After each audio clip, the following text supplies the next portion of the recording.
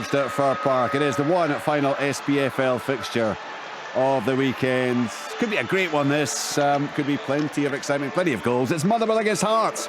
It's live here on Sports Sound with Craig Levine, Stephen Craigan and Stuart Mitchell. Thank you, Richard. Good afternoon, everyone. Fir Park is the setting for two sides with similar records early on in the Scottish Premiership, and a winner today could finish the weekend in third place. Motherwell last played 15 days ago in a 0-0 draw versus Dundee United in league action, but in contrast, Hearts were victorious under 72 hours ago in the Latvian capital after an exerting European adventure. The two captains, Craig Gordon and Liam Kelly, two superb stoppers in the Scottish Premiership, are meeting with the match referee Nick Walsh as the captains on the halfway line to just go through the formalities.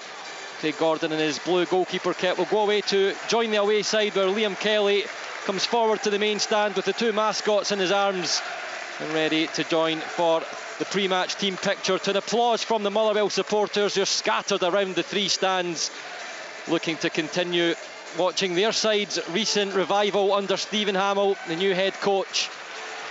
But first, we will have a moment's remembrance at Fir Park before all the action for Her Majesty Queen Elizabeth II, as the Motherwell players will just gather around the left-hand side of the centre circle, and we will have that moment's remembrance of Her Majesty Queen Elizabeth II at Fir Park. In the memory of the Queen, which will begin and end on the referee's whistle.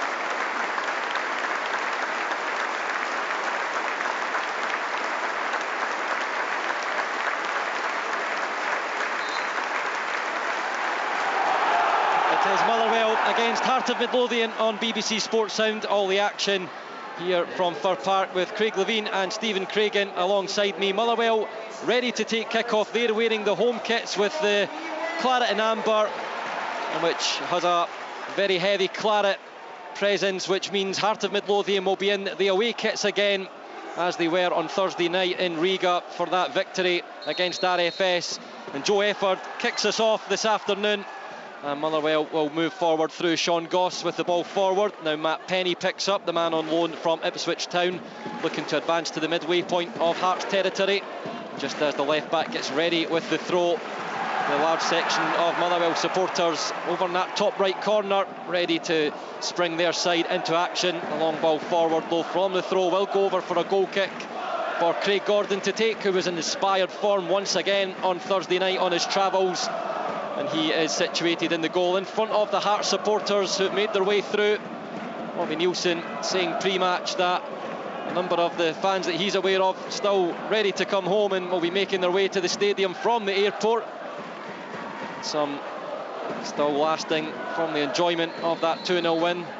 The goal kick taken by Craig Gordon. Motherwell looking to move forward, but the flag is raised by the official on the near right side of us on the touchline, and it will be Michael Smith to take the free kick as Hearts will gather in some movement. So Motherwell going from left to right to start the game into the Hearts supporters on our right side in the away stand in the home kits, with Hearts in the white shirts with the maroon shorts, as Lewis Nielsen, one of the three changes from the starting lineup, goes on one of his marauding runs forward, gets past a couple of players. The pass doesn't create anything. Now Motherwell lose the ball in defence. Andy Halliday will go charging forward as Johansson comes across. Halliday goes to ground. The throw-in's directed in favour of Heart of Midlothian, and it will be Barry Mackay to take that quickly on this near left side. Hearts moving from right to left through Andy Halliday, but dispossessed by the Motherwell defence, and Barry Maguire has possession, edging towards this near side touchline, tries to clip the ball over.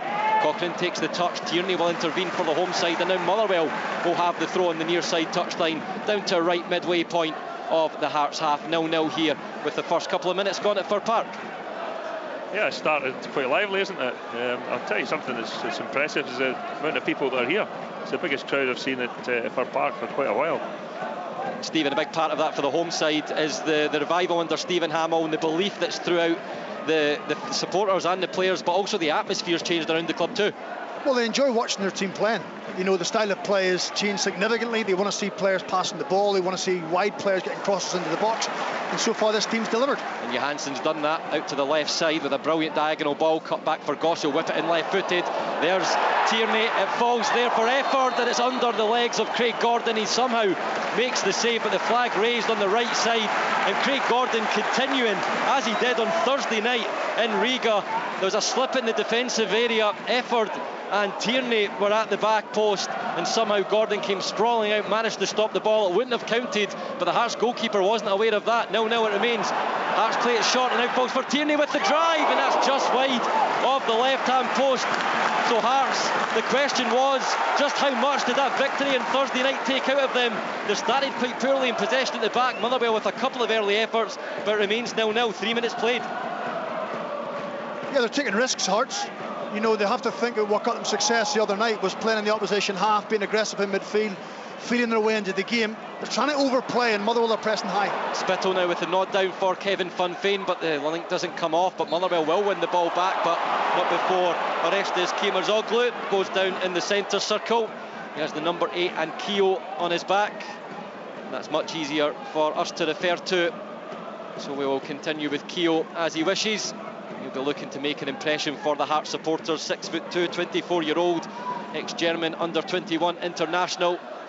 Here is Lewis Nielsen, his teammate, on the ball in the right centre-back position. We'll go through the team lines a little shortly when the ball goes out of play. Alex Cochrane looks to move forward from the Hearts territory, looking for Shankland, who comes short to the halfway line, takes the ball in his chest. Keogh will leave it for Cochrane again. He'll whip it around with the outside of his foot, and McGinn will clear it back upfield for the Hearts throw. So Motherwell line up with Liam Kelly in goal, a back four of McGinn, Johansson, Lamy and Penny, the middle three Tierney, Maguire and Goss, and the top three will be Efford, Kevin Funfain, who's in great form, and Blair Spittle. Only one change there was Barry Maguire coming in for Slattery. But Heart of Midlothian, they make 3 changes with Keogh, Forrest and Nielsen coming in for Grant, Ginnelly and Halkett, and it is Hearts that will look to come forward with the ball. We'll just move it back to the back line. So Hearts line up with Craig Gordon in goal, a back four of Smith, Nielsen, Kingsley and Cochrane, the middle three of Halliday, Devlin and Keogh, and that front three of Forrest, Shankland and Barry Mackay. Here's Stephen Kingsley on the ball, the Hearts number 3, the midway point of the Hearts half to our right. He'll play it to his centre back partner Nielsen. He's looking for some movement. Halliday will move to the centre circle. It creates the space for Shankland. He'll turn the shoulder and try to spread the ball out to the near side for Barry Mackay. Will he get there before it goes out of play? He doesn't. Out for the Motherwell throw. 5 minutes played at Fir Park, still 0-0. Yeah, I'm liking Lewis Nielsen more and more the more I see him actually. But he was excellent when he came on Thursday evening, and he's very much, he reminds me of John Souttar, not in the way he moves or anything, but just the fact that he's so composed on the ball, likes to start the attacks from a really deep position, and yeah, he's for me he's a really interesting up-and-coming youngster. Meanwhile, Efford's done well for Motherwell, but the drive doesn't come to anything. Hearts break away with the ball. Halliday looks for Shankland, lets it run through the legs, but Ricky Lamy stands in the way strongly, and now he'll spread up to the far side for Blair Spittle with his bright green boots over the halfway line now. Slips the ball in field for Sean Goss. He'll just settle it down. Matt Penny, who's wearing similar colour boots to Blair Spittle, will take over with possession. Keogh commits the foul on Goss just over the halfway line into the Hearts territory, and it'll be a free kick for the home side. 0-0 with 6 minutes played at Fir Park. Sean Goss will just stand over and let some movement happen ahead of him, and opts to go back to Ricky Lamy. I just think, sorry, on the Lewis Nielsen one, it was a big decision the other night to bring him on so early in the game when you take off Craig Halkett. I think most people thought that Michael Smith would go and play centre half, Craig, so to put a young man like that on, his performance level I thought was terrific. Yeah, I think it's also easy, Stuart, it's easier. He's got a big frame as well, isn't he? So when you're looking at putting him on, you're thinking, well, he's not going to get bullied. But I mean, for me, it's his football that attracts the eye, isn't it? There's plenty of challenges flying in here. There's groans from the Motherwell supporters of just a little bit of miscommunication up top, but they're happier now that they managed to step in on the Hearts attack and win possession back. Ricky Lamy has it deep in his own half and zips the ball forward into the centre circle for Ross Tierney. Now Goss with the outside of the foot looking to put the ball on top of Barry Mackay for the forward run there. Paul McGinn, and there's a challenge in the middle. Play continues. Nick Walsh will bring it back for the free kick though. Barry Mackay Gutfeld in the Hearts area, and he'll just have a little bit of a word with Ross Tierney there as the play's brought to a halt. Yeah, it's Barry Maguire in midfield. Barry's just a little bit rash. Barry's a kid when he was here and he was a centre half, and he's became a centre midfield player, and he thinks he can win every single tackle, which always isn't the case, and he gets himself in trouble, yellow cards and red cards. And against Barry Mackay, Craig, you can't dive in. That's one thing you can't do. I mean, he's real class, isn't he? I love watching him play. His movements, his imagination. You know, he's a top player. Andy Halliday wanted a free kick. It isn't coming from the referee. Motherwell will go on the counter effort, slips it through. Kevin Van Veen, right side of the penalty area, blazes that one over the crossbar. The flag raised immediately as he struck it with the right foot from the assistant on this near right hand side for another offside. But you just see that Motherwell 3 playing on the shoulder of what they hope to be a tired Hearts defence, Stephen. Yeah, well, it's something they'd missed last season, is having that ability to turn defence into attack with speed, with pace, with good runners with the ball. Joe Efford certainly brings it. Van Veen brings that, as does Blair Spittle on the far side. Ross Tierney's lively. So Hearts have to be careful. If they overcommit, they could get caught in the break. Do you think that was a good opportunity? I thought it was, actually, Stephen. You know, I think they should have done better. Meanwhile, Alex Cochrane has the ball for Hearts. Still 0-0 here at Fir Park. Quick movement from Kingsley in for Shanklin. They link up well with the 1-2, but in there to step in and win the ball is Johansson. Motherwell in a tight area here through Sean Goss, the German-born midfielder, gives it to Johansson, who'll then go back all the way to Kelly, and he'll hit that one upfield looking for Van Veen, wins the header. He was hoping that Joe Efford was making the run on his right side there, but he didn't advance forward, and the ball into the hands of Craig Gordon, who's alert and collects in his penalty area. And he'll roll it out to the right-hand side of the defence for Nielsen. A short pass forward for Cammy Devlin, brilliantly to drive forward for that second goal in Riga on Thursday night. It looked like he was empty of energy, but somehow he found enough in the tank to keep moving forward and set up Alan Forrest for the sealing goal. The ball with Kelly at the edge of the penalty area. The ball at his right foot hits that one forward for Efford. He's under pressure from Cochrane. Hearts will win the ball back. Here's Barry Mackay, infield for Halliday, looking to link up. 3 ahead of him as he drives over the midway point of the Motherwell half. He looks to his right. Michael Smith coming forward, lets the ball drop. Shanklin with the shot, bit of a deflection. It will go well wide of the post, but it will be the first corner of the afternoon in Hearts direction. 0-0. Yeah, a good ball into the back post area, and I thought Michael Smith was actually just going to hit it on the volley, but he chose to come back inside and play to Shanklin. I don't know if it was on target or not, but certainly got a deflection. It's a corner for Hearts. Barry Mackay down to this bottom left corner for the corner kick. There's plenty in the area, 6 to select from. Keogh's just taking his place in front of the goalkeeper. It's high towards the back post. And there was Shanklin trying to get the header, but Joe Efford, I believe they're doing a good job of defending just to make sure the striker couldn't get anything on that, and it bounces over for the goal kick for Liam Kelly and Motherwell to take. 10 minutes played at Fir Park. Motherwell 0, Heart of Midlothian 0. Yeah, I think Andy Halliday has continued his good work from Thursday night. You know, he was really aggressive from midfield. He wanted to get in touch with Lawrence Shanklin. It was him that played that switch of play there to Michael Smith. You know, he had a big influence in the game, and Robbie Nielsen hope that continues today. Barry Mackay shows great desire to win the ball back from Liam Kelly's goal kick, beating Paul McGinn. So Johansson will take it, and he'll go forward looking for the high ball up to the halfway line. Tierney's there, he rises highest, wins it, but it's only down to Cammy Devlin. Here's Cochrane now infield for Keogh. Michael Smith alerted and goes for the run into the Motherwell half. He receives it now on the far side touchline with the red boots. 2 to aim for. Shanklin's one of them, but it's high over the striker's head, gathered by Liam Kelly. 0-0 it remains, and Motherwell goalkeeper will try to move quickly, looking for Blair Spittle, who tried to find that space. It just being created in behind Michael Smith from that run forward, Craig, but the goal kick too high and out for the throw on the far side. Yeah, I think we could appreciate what he was trying to do. Michael Smith had bombed on.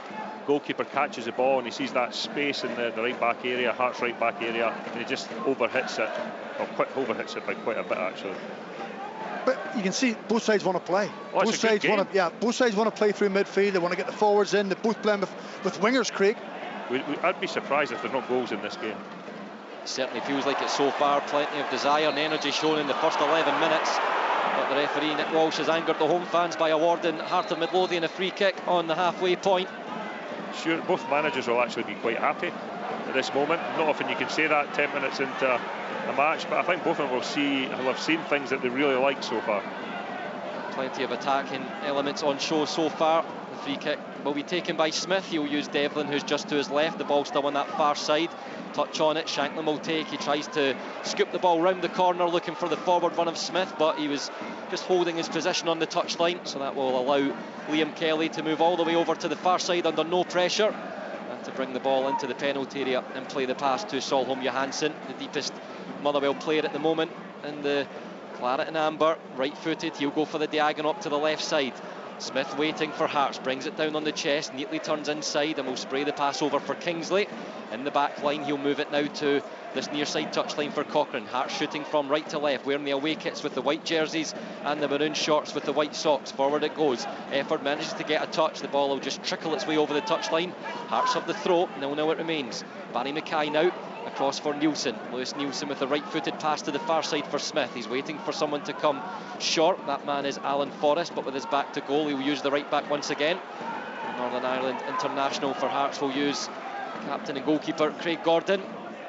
Two top goalkeepers up against each other today, and Craig Gordon and Liam Kelly. Two top strikers, the number 9s, and Kevin Funfain and Lawrence Shankland.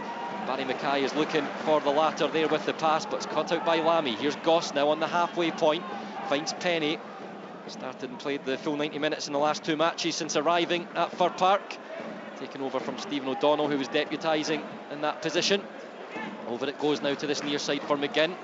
Just cushions it down with the instep of the right foot. Quite high back for Maguire. Motherwell just happy to move the ball around and try and open Hearts up a little bit here. It's 0-0 with 13 minutes played. Ricky Lamy can't advance forward. So we'll go back to Kelly, left-footed, goes long up towards the halfway line. Smith and Spittle will contend. Smith wins a header, but it falls to Tierney outside of the foot. Looks for Efford. There might be a little bit much on that, but Efford has the pace, and he gets there. He whips the ball in. First time it's high and over the head of everyone waiting. But great effort from Efford to get there in the first place, because the ball had plenty of pace in it. It just couldn't get the right cross, and there wasn't too many waiting there, Stephen. Yeah, I just think Ross Tierney could have composed himself a little bit when he was in possession. He tried to force the ball into an area that probably wasn't on, but I have to say he's taken up some really good positions playing in that number 10 role, because when Kevin Van Veen goes for a header, if he doesn't win it, it's dropping back down into midfield, and that's where Ross Tierney's coming alive. He's picking up little scraps, but just his final pass has to be better.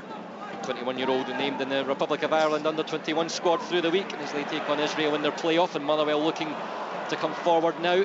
Penny was advancing the highest he's done so in the first quarter of the match, looking to get on the end of the long ball, but Craig Gordon will sweep that one up. 15 minutes played. Motherwell 0, Heart of Midlothian 0. A lot of colour around. There was a drizzle of rain ahead of the game while the players were warming up, but that seems to have gone off now. The pitch is in immaculate condition at Fir Park, which helps this game of football too. Both sides looking to play on the ground. There have been a few long balls just to try and catch the space out. Motherwell will look to go on the attack. Matt Penny will stand over just inside the Hearts half, over on the far side with the throw. He has 4 or 5 options around in Motherwell colours. Funfain will move short. Tierney will go into that advanced space, and that's the aim, but good intervention there and out for another throw. That was Kingsley coming across, spotted the danger of the switch around between Tierney and Funfain. Penny with the throw once again, midway point of the Hearts half. Remember, Motherwell shooting from left to right into the away supporters. Some claims for a Motherwell free kick, nothing awarded. Play continues. Here's Spittle. Funfain out for Penny. He has options. Low cross, and there's cut out by Cochrane in the 6-yard area at the near post. Had to smash that one away because Efford was waiting again around just on the shoulder to try and get there. Another Motherwell throw. Motherwell 0, Hearts 0. Yeah, great defending by Cochrane. I mean, if he doesn't read that early and get his hand across and hold the Motherwell player off, I don't know who it was, Stephen. It was Joe Efford. Craig, how often do you see it where the cross is coming from the other side and defending fullbacks are ball watching? Yeah, completely, well, he wasn't there. Completely unaware of where the wide man is, so you're right, great positioning. Hearts looking to move forward on the attack now through Shankland. Halliday with the layoff off to Mackay, who steps over the halfway line. Cochrane's the one running forward ahead of him. He can't get to the ball ahead of Solholm Johansson, who turns and clears on the near side touchline. Kingsley with a pass into midfield for Halliday. He'll just settle it down for Nielsen. Back in his own half, he'll move to the right far side of the centre circle and out to the far touchline now for the right back Michael Smith. He'll drive across infield, quite a slow pace, and find Kingsley in the centre circle. We'll clip the ball over the top. Forrest is beyond Lamy. He gets the header down to Shankland, and he gets a second bite at it, and it's in the back of the net. Lawrence Shankland scores again for Heart of Midlothian. He took advantage of the slip from Ricky Lamy in the penalty area. It was cushioned down to the Hearts striker. Kelly made the save, first time from point blank range. but he was on his back, and it was there for Shankland to sweep up and send Hearts into a 1-goal lead with 17 minutes played at Fir Park. Motherwell 0, Hearts of Midlothian 1.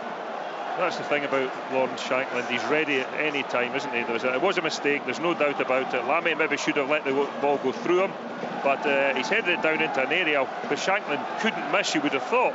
But the first save from Kelly was fantastic. Luckily enough for Shankland, the ball bounced back to him and he managed to prod it into the corner. It's a shame in this match actually that there's been a mistake that has led to the goal. I think Ricky Lamb will be disappointed with his positioning. You know, whenever Stephen Kingsley's got the ball, he's got a little bit of time, he's looking to make a longer pass. You can't afford for that ball to be dropping in behind. You've got to drop off and give yourself plenty of depth. But you know, Lawrence Shankland, man on the spot, got the penalty during the weekend. He's the man Robbie Nielsen will have wanted in that position. There wasn't much celebration from the Hearts number 9, but he's trying to turn provider here, looking to slip in Andy Halliday, who's moved forward, but he gets the ball caught. Motherwell tried to clear, but straight into possession for Keogh. The new signing making his debut, cleared again by Solomon Johansson, only as far as Forrest. He's trying to wriggle through 3, and Sean Goss makes the last-ditch challenge, but he's under pressure straight away. Penny in his own penalty area gets it back to Kelly, who can clear, but Hearts have really taken an injection from that Lawrence Shankland goal. Motherwell were the ones with much of the possession as Kevin Van Veen goes down in his own half, and that will settle the home side down. Free kick for Motherwell and the Steelmen, but at the moment with 90 minutes on the clock, it's Motherwell 0, Heart of Midlothian 1. Well, we wondered what Hearts' energy levels would be like, and sometimes the first goal in the game determines that. And the fact now they've got the goal, not they've got something to hang on to, but it just gives you that extra little bit of wind, you know. Whereas if you concede the first goal, it can just knock you a little bit. So Robbie Nielsen will be delighted to say they've got the breakthrough. Ball forward, McGinn's up there, and Craig Gordon will come out to get there before effort, but Alex Cochrane is down holding his head, and he's just holding the bottom of his back as he rolls around to lie on his back, just to receive some attention from the medical team as he went up for that aerial challenge. But 20 minutes on the clock. It's Lawrence Shankland. Stephen said his first half penalty late in the first 45 minutes in Riga started Hearts off in their first European group stage win in 18 years, and it's he who started the Jambos off again to celebrate. There wasn't much celebration from Lawrence Shankland. He probably thinks he should have scored with the first effort. He's having a bit of a conversation with the Motherwell goalkeeper at the moment, probably about that chance as his left back teammate receives the attention from the Hearts medical team. One thing Robbie Nielsen won't want here, despite an international break coming up, Craig, is to lose another player, but also Alex Cochrane, who put in so much energy and effort on Thursday night again for Hearts. Yeah, I think it was McGinn, wasn't it? He challenged him, and it probably was it effort? Was it? I think it was effort for the diagonal ball. And he's just been stronger, hasn't he? And Cochrane's come off worse in the challenge. I don't think it was a foul. I don't think it was anything like a foul. I just think that effort was stronger in the air than Cochrane was, and he seems to have taken a knock and maybe fallen awkwardly. He's holding his back. You're just joining us on BBC Sports Sound. 20 minutes played. Motherwell 0, Heart of Midlothian 1. Lawrence Shankland with his 6th goal of the season in 12 appearances, putting Robbie Nielsen signed ahead. Nick Walsh will just restart with the bounce ball for Craig Gordon, who did have it in his hands beforehand, and now he'll restart going right to Lewis Nielsen. Some space has opened up for the defender to drive forward again. He finds Mackay in the halfway line, scoops the ball over right-footed. Forrest in behind, he stabs at it with the right foot, but takes the pace out of the ball, and Liam Kelly there to make the comfortable save. But the Motherwell fans starting to get a bit restless, and the way Hearts are starting to get through with that one ball over the top of the Motherwell defence. I'll tell you what, brilliant control by Forrest. He's almost, I don't know what he did. I mean, he put his leg out to the side and kept the ball, or controlled the ball with his heel, put it right into his path, and I don't think he needed to shoot at that point. He could have taken another touch. It was right in on goal. If he'd have scored there, it'd have been an absolutely brilliant goal. Liam Kelly has the ball in his penalty area again, and will start Motherwell off once more left to right. Short it goes to Solholm Johansson. There's no way forward. Hearts holding quite a high position there. Shankland the furthest forward, but you've got that 4 in behind of Keogh, Halliday, Mackay and Forrest. So the ball will now go long. Van Veen can't get anything on it. Lammy will take it back in the Motherwell defence, down for Maguire. Under pressure from Halliday, turns in a tight space and rolls up left. On that far side for Penny, he'll set Spittle away. The ball rolling along the touchline. Payne, left-footed cross from Spittle, inbound for Van Veen. He's stretching, but he can't get there. And Cammy Devlin for Hearts will gratefully take over possession and just cool things down with the pass onto this near side for Barry Mackay, who just trickles the ball off his toes, trying to move forward, but again knows exactly what's happening there for the Steelmen. He goes in with the sliding challenge. Hearts of the throw just on the halfway line in front of Robbie Nielsen's technical area. Motherwell 0, Heart of Midlothian 1. Yeah, Hearts are in front, but it's that 1-0 lead that we're speaking about. It was Davy Martindale, wasn't it? Yeah. Saying he doesn't like the 1-0s. Well, he likes them after the game, not during them. Yeah. I preferred the 1-0 to the 0-1. That was that was much worse. But yeah, I mean, he certainly won't be thinking that this game's over, that's for sure, because there's just so much in it still to come. Throw-in taken, spinning pass from Shanklin, looking for Smith. That's again something that's been pulled off by Hearts a couple of times already in this first half. The deep ball passed into the middle of the Motherwell area, and then the scoop pass over to that far right side. It nearly come off once again, and Motherwell will have to work their way out with the throw, but the teamwork of Devlin and Smith will win the ball back for the away side. Here's Kingsley under pressure from Tierney and Funfaints, who'll turn back to Nielsen. Tries to go around the big Motherwell striker and does so coolly. Kingsley for Mackay, temporarily back in his own half, and lays it off to Kingsley again.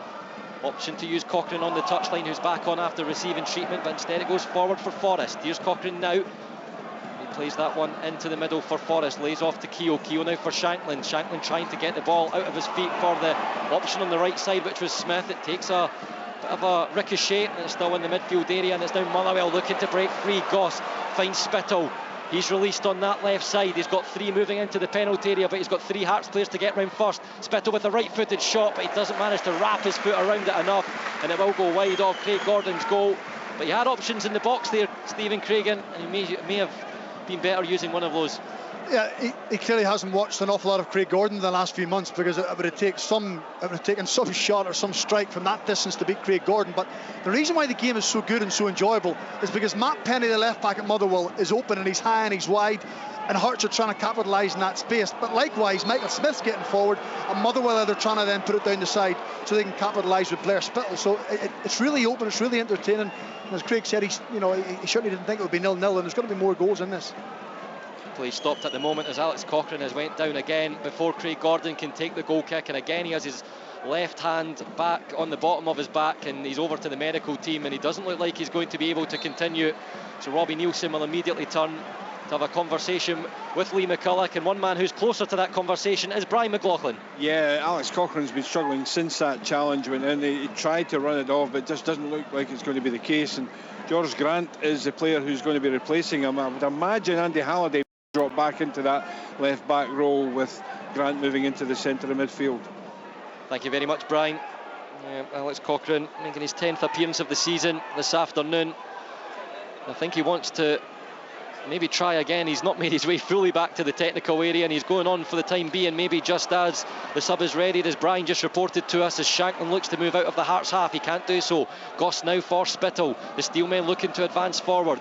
That's a brilliant turn there by Penny. He's created some space. Spittle to his left. He slips him in towards the byline. There's the high cross towards the back post. Gordon with the punch. Efforts there, but it breaks to Forrest, who just hits it high into the sky to get the clearance, and Shanklin will now battle away in the middle with Sean Goss. Motherwell come away with the ball. Here's Maguire, takes the step away from Halliday. The challenge from Devlin. Hearts win the ball back. Halliday looks for some advanced runners. There's nobody there, so he'll go alone through 3 Motherwell players.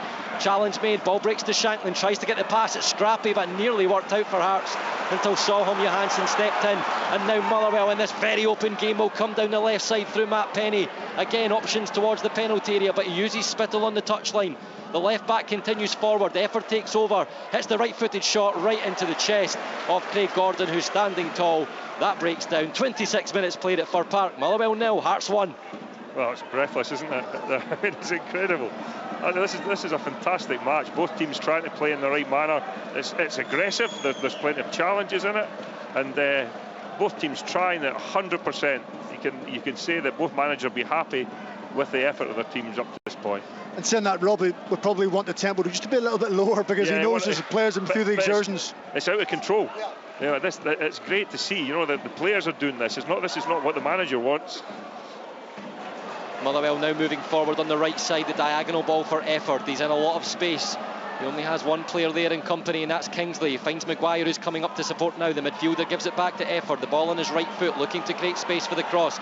McGinn on the overlap, but instead he'll use Goss up towards the edge of the area. Left-footed strike, charged down by Andy Halliday. And now Alan Forrest will take the break of the ball on the far side and lay it off for the right-back, Michael Smith. He looks long towards the halfway line for Shanklin, but a nudge in the back from Ricky Lamy, who I think was trying to be smart there, but he showed a little bit too much to Nick Walsh, and it became clear and obvious that was going to be a free kick to Hearts. Of course it was. You know, the ball is almost in the front of Lawrence Shanklin's face, and as a defender, you're not going to win it. All Shanklin can do is take a touch or try and knock it back to one of his own players. Because you nudge into the back of them, you give the referee a very simple decision to make, but Joe Efford's gone down on the right-hand side. He seems to have a problem with his groin. Alex Cochrane, who's playing against him, is still hobbling as well, so that's certainly some duel. If I can create a picture, it just shows you the action down the right side of the away Motherwell are attacking, because it's been full of effort, as you'd expect between these two teams in Scottish Premiership football. But Efford down, Cochrane still holding his back. There's been plenty of challenges in that side, and now it will just allow a little drinks break for some of the players before Hearts take the free kick on the far side. Nick Walsh is just moving across to see how the Motherwell forward is doing as he receives attention from the medical team. Stephen Hamill will be looking on, but Joe Efford, who's got his 10th appearance today as well, who's speaking through the week about the positive atmosphere created by the new manager. He enjoys playing out wide under him and the options that he has within the new setup, so he'll want to continue. And he's back on his feet now, making his way towards the touchline, but there is possibly going to be a bit of movement down there in the technical area of Motherwell. Stephen Hamill's just shouting towards his forward as Barry Mackay throws some drinks bottles back into the Hearts technical area, and the players will take their positions again to continue. Just pass over to Brian McLaughlin. What seems to be happening down in the Motherwell technical area, Brian? Yeah, lots of discussions going on, but it looks like the effort is going to be coming off, and the player coming on will be Rolando Aarons. There was lots of discussion though exactly who it would be. Lennon Miller got a call, Dean Cornelius got a call, but it is going to be Rolando Aarons if indeed effort does come off. Thank you very much, Brian. I think I'm just trying to catch out down there the two managers with the Alex Cochrane incident earlier too. Efford certainly looks like he wants to come back on, but the fourth official board is readied, and it is Rolando Aarons who will come on to take the place. Just as Brian told us, a shake of the head from Joe Efford. He's disappointed with the amount of space he was getting on that right side to be coming off. That's a chance for the man in his second Motherwell spell, who was here when he was product from the Newcastle United Academy earlier in his career, onto the right side, the number 20, to try and get Motherwell back into this game level. Well, he's different than Joe Efford. He's an out-and-out winger. You know, Efford will want to kind of go inside and link up. Rolando Aarons wants to go outside people. He wants to take people on. So hopefully he will just add further the excitement we've had already in this game. Can it get any more exciting? It's only his third appearance, Rolando Aarons, on loan from Huddersfield Town. And his first option will be to take its place for a free kick that will be taken just inside the Hearts half on this near side from Paul McGinn. He goes short to Tierney and back to Solholm Johansson. Right-footed over to the far side now for Ricky Lamy. He's just tried to stretch the defence out and allow Penny, the Motherwell left back, to advance forward. Van Veen now stabs the ball towards Spittle. Penny now has it. Here's Goss on the halfway line at the top side of the pitch. Ricky Lamy, left-footed, looks to this near side. Diagonal balls high, looks for McGinn, who's up there all alone. Barry Mackay trying to get back now. McGinn skips past him, looks for the left-footed pass into Aarons, rolls it in the back heel. McGinn with a right-footed shot, but he thrashes that one over the crossbar. They looked in perfect position. He just had to try and get the right angle through it. He's probably hit it right to hit it with that amount of power to try and beat Craig Gordon, but it was always rising over the crossbar, and it remains with a half hour played. Motherwell 0, Hearts 1 through that Shanklin goal after 18 minutes. That was another good chance, it was, and he's found himself into the back post area. I think Effort had a similar situation early in the match, and Craig Gordon saved it. Hearts can't get out of defence again. Here's Penny, rolls it back. Kevin Van Veen is trickling along the 6-yard area, didn't catch it cleanly, the big striker.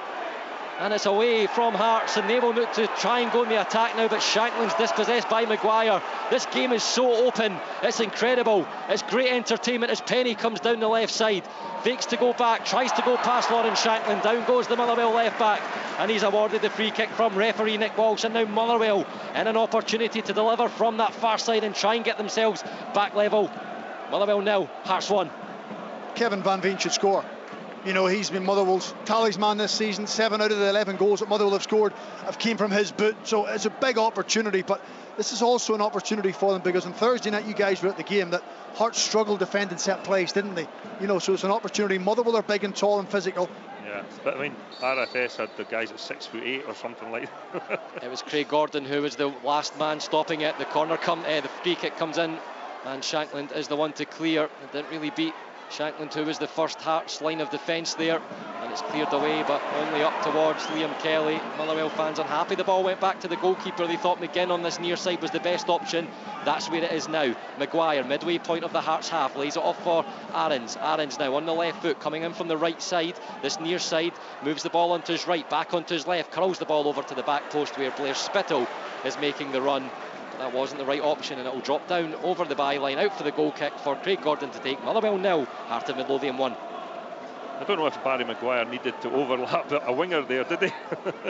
Well, I think that's when you have to recognise your players, that Rolando Aarons wants to be 1v1, Craig, and have a lot of room to work in. So all Barry Maguire done was take another body in that area and block it off for him. So he should have just left him. Motherwell probably had a lot of the ball and more of the attacks. If you think about the first half, Stephen, are they just making the wrong decision in the final third at the moment? Well, they're just lacking the cutting edge. You know, it was very similar here against Dundee United 15 days ago. You know, and Kevin Van Veen could easily have had a hat-trick. Ross Tierney could have had one as well. Blair Spittle had a couple of shots. So it's just about, in that final third, that whether it's the way to pass, the choice of pass, the connection with the strike, or just that little bit of composure, but it's just eluded them so far. But in general play, I have to say, I've enjoyed watching them playing. 33 played at Fir Park. Motherwell 0, Hearts 1. Hearts have a free kick just ahead of the midway point in the Motherwell half.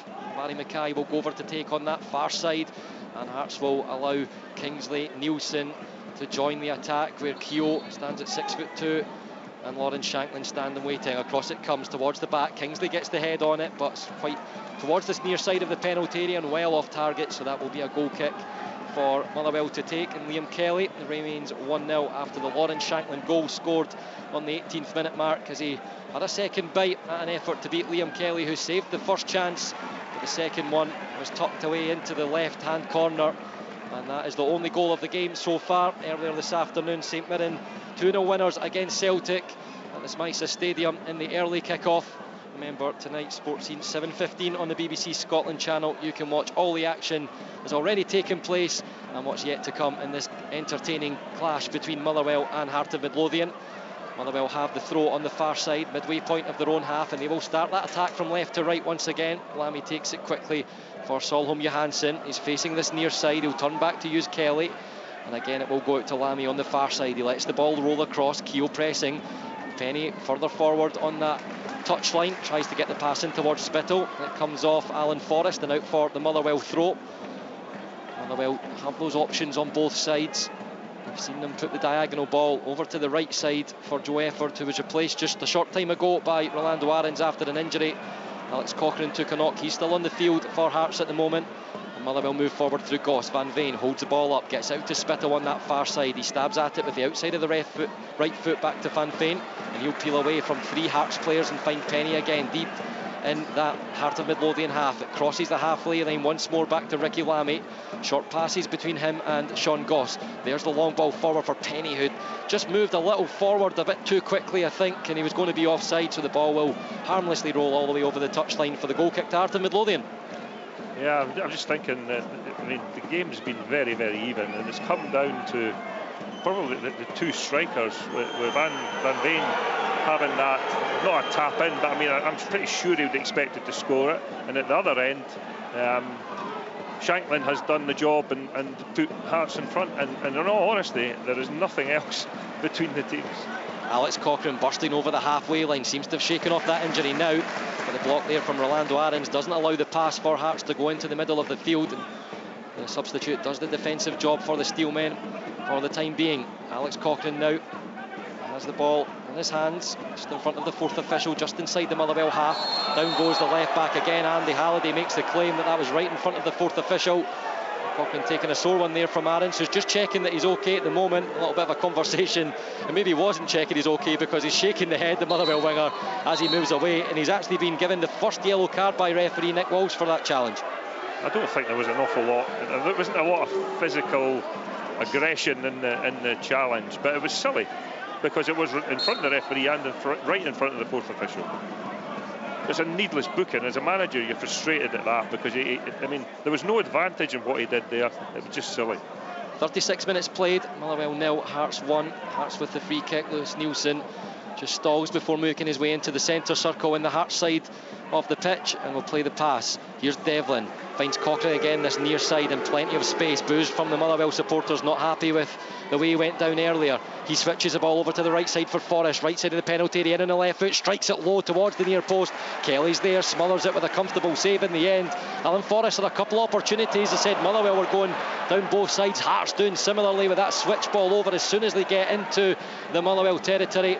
And now Ricky Lamy will look to move the ball forward, looking for Van Veen. A tussle between him and Lewis Nielsen. Van Veen goes down, Kingsley comes sliding out. Motherwell have the free kick, to the sarcastic cheers and applause to the referee. Some of the supporters waving the right hand in the air for the yellow card. It's not coming from the referee, but Motherwell here with an opportunity to try and deliver the set piece.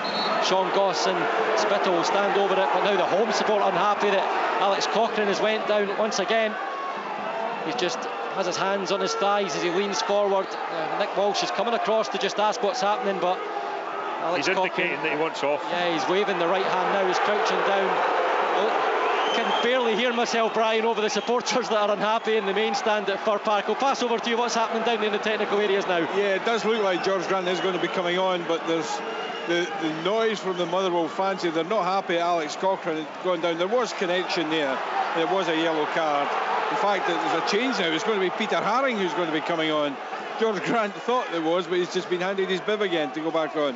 So, yeah, substitution is going to be made. Peter Haring is coming on, and it will be the end of the game for Alex Cochrane. Thanks, Brian. A bit of a puzzle down there for you, but thanks very much as Peter Haring does now make his way onto the field.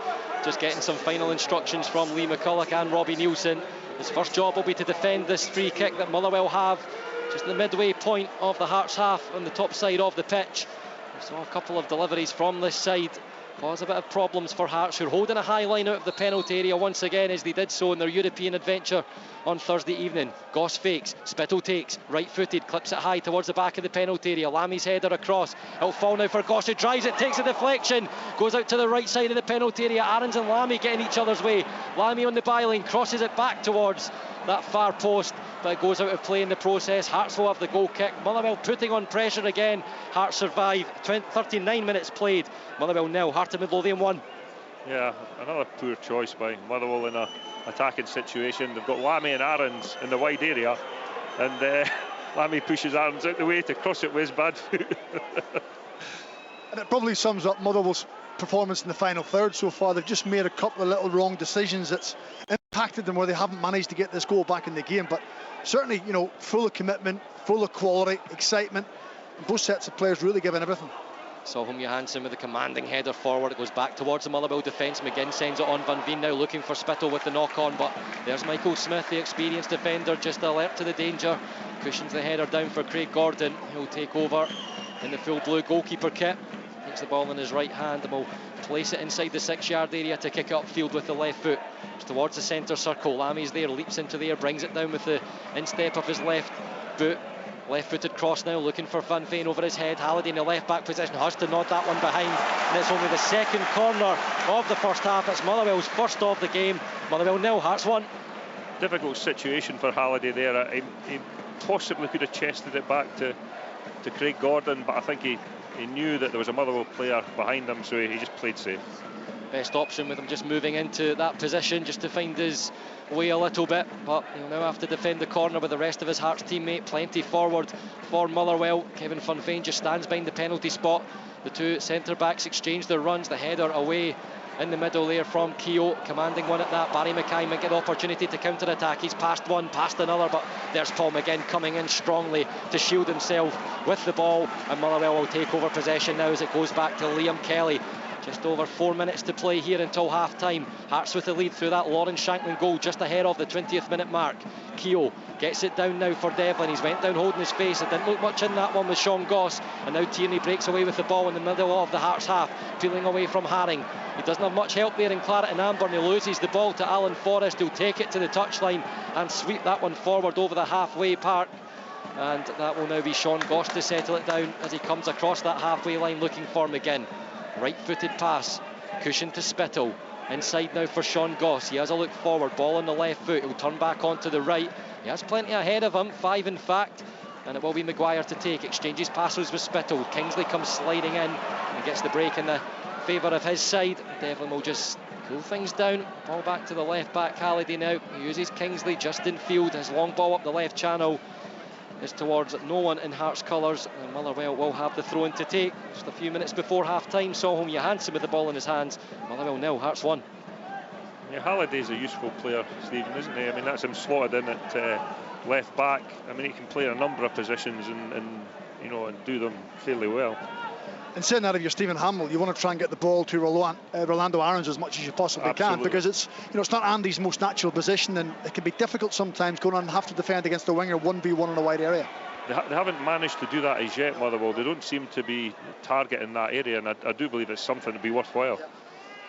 Goss tries to clip the ball beyond Forrest up on the far side, just inside his own half, wins the throw and takes it quickly up the line. Kevin Van Veen now looking to approach into that final third area, onto the right foot, driving across the penalty box, rides the challenge he still has it, stabs it towards goal.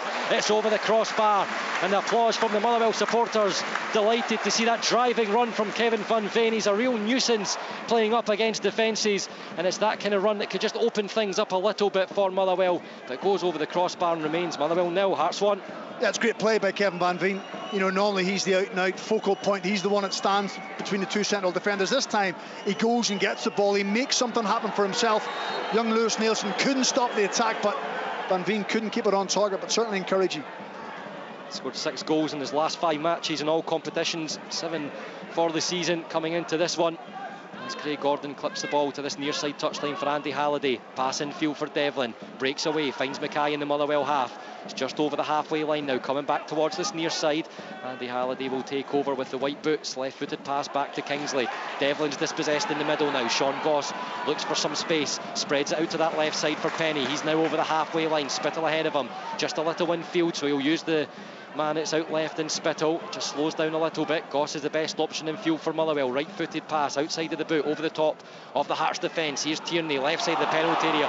He leaves that one for Penny, but the only player in to take over is for Heart of Midlothian, and now Shankland will move up towards the halfway line, links up with Forrest, takes the ball away, rides the challenge but dispossessed. Here's Rolando Aarons, moves in field, he just pulls something on the left leg as he goes down. Stephen Hamill will not want to see that. He's slow getting back to his feet, but Penny picks up the loose ball, curls it into the penalty area. Nielsen heads it down for Peter Haring, who's the defensive midfielder standing all alone, and will now play it to the right back Smith. Back to Haring now, forward it goes for Forrest, tries to turn, Lammy comes steamrolling in and wins the ball back, but it's swiped at by the Hearts midfield, and it's forward for Shankland. Here's Haring again now to this near side where Barry Mackay has some space. McGinn comes across to just stand in his way. Mackay on the right foot, stabs it forward for Shankland, left side of the penalty area. Lammy goes to ground without what looked like a terrific sliding challenge. His legs were open, he managed to stop the track of the ball. Shankland goes down, no complaints. Motherwell clear. McGinn now slows it down. Aarons wasn't ready for it. He doesn't look like he's able to continue at the moment. Hearts will continue forward through Forrest into the final third. Smith on that far right side, 3 options in the box, clips it in towards Shankland, shoulder to shoulder with Lammy, who stands strong, and with the left foot just pokes that one out of the pitch on the top side, out for the throw for Hearts, in line with the penalty spot up there. But Rolando Aarons is crouched down on the ground in front of the technical area, and it looks like more Motherwell injury trouble. Brian? Yeah, Aarons has gone down. We're still not sure. There's no substitute ready at the moment, but he's came off and he's actually just walking straight down the tunnel at the moment, and still no substitute ready. I'll come back to you in a second. Thanks very much, Brian. So throw-in taken by Hearts on that far side, looking to move it quickly, as Keogh just been forced back up that far line, and he'll arrow the pass for Kingsley, who'll switch it to this near side. Barry Mackay now picks up the pace. Halliday overlapping on the left, cuts it back. Devlin on the edge of the area, left-footed strike high over the crossbar from the little midfielder, who was just looking to catch that one. He saw the challenge coming in, so he had to move quickly. So it remains Motherwell 0, Hearts 1. We're into first half stoppage time, but just to go back to that Rolando Aarons injury, Craig, it just looked like as he was trying to play the pass across to the left side, he kind of held the back of his left thigh. Yeah, but it was very strange. He just sort of sat down and then he got up and wandered off. Back to Brian, who has news of the substitution. Yeah, Stuart McKinstry is a player coming on. He wasn't ready, anywhere near ready. There was no communication, or very little communication between Rolando Aarons in the bench. He just literally came off the pitch, walked down the tunnel. I don't know if he thought it was half-time. Well, anyway, his game was up. He only lasted 15 minutes. Interesting it was as well. Thanks very much, Brian, bringing us all the news from the touchlines between the two technical areas. Stuart McKinstry's birthday today, 20 years old. How often does that happen in football? Sometimes for the day of your birthday to be the man that has a big say in matches like this. And here's Lawrence Shanklin looking to get on the ball. He's had the biggest say so far with the goal just on the 18-minute mark of the first half. But despite Hearts not having as much attacking play as Motherwell have had, Stephen Craigan, Robbie Neilson will be very happy the way the first half's gone out for his side, especially after Thursday's performance, which must have been very tiring. Yeah, and listen, the longer this game goes, the more they may have to defend. They may have to drop back into a deep shape, which is fine because they defended well on Thursday night, and I think for long spells today they've defended well enough. You know, he's got enough trust now in his players that they can go and get themselves a clean sheet. The onus is now on Motherwell to go and force the issue and try and commit men forward, which may leave more space for the likes of Alan Forrest and Barry Mackay. Ball forward looking for Alan Forrest, but he's unable to get there, so Kelly will take. He's looking to move quickly and use whatever's left of the first half stoppage time, but he will not be allowed to do so by the referee, Nick Walsh, who blows a whistle and brings an end to what is quite a frantic first half at Fir Park here in this late Sunday afternoon fixture. The Scottish Premiership continuing back after the delay from the weekend before, and Heart of Midlothian, who returned from their travels in Riga, the Latvian capital, started the game as well as Robbie Neilson would have liked. They were full of energy, matched Motherwell, who were looking to take advantage of that. The game was very, very entertaining, very open in this first 45 minutes.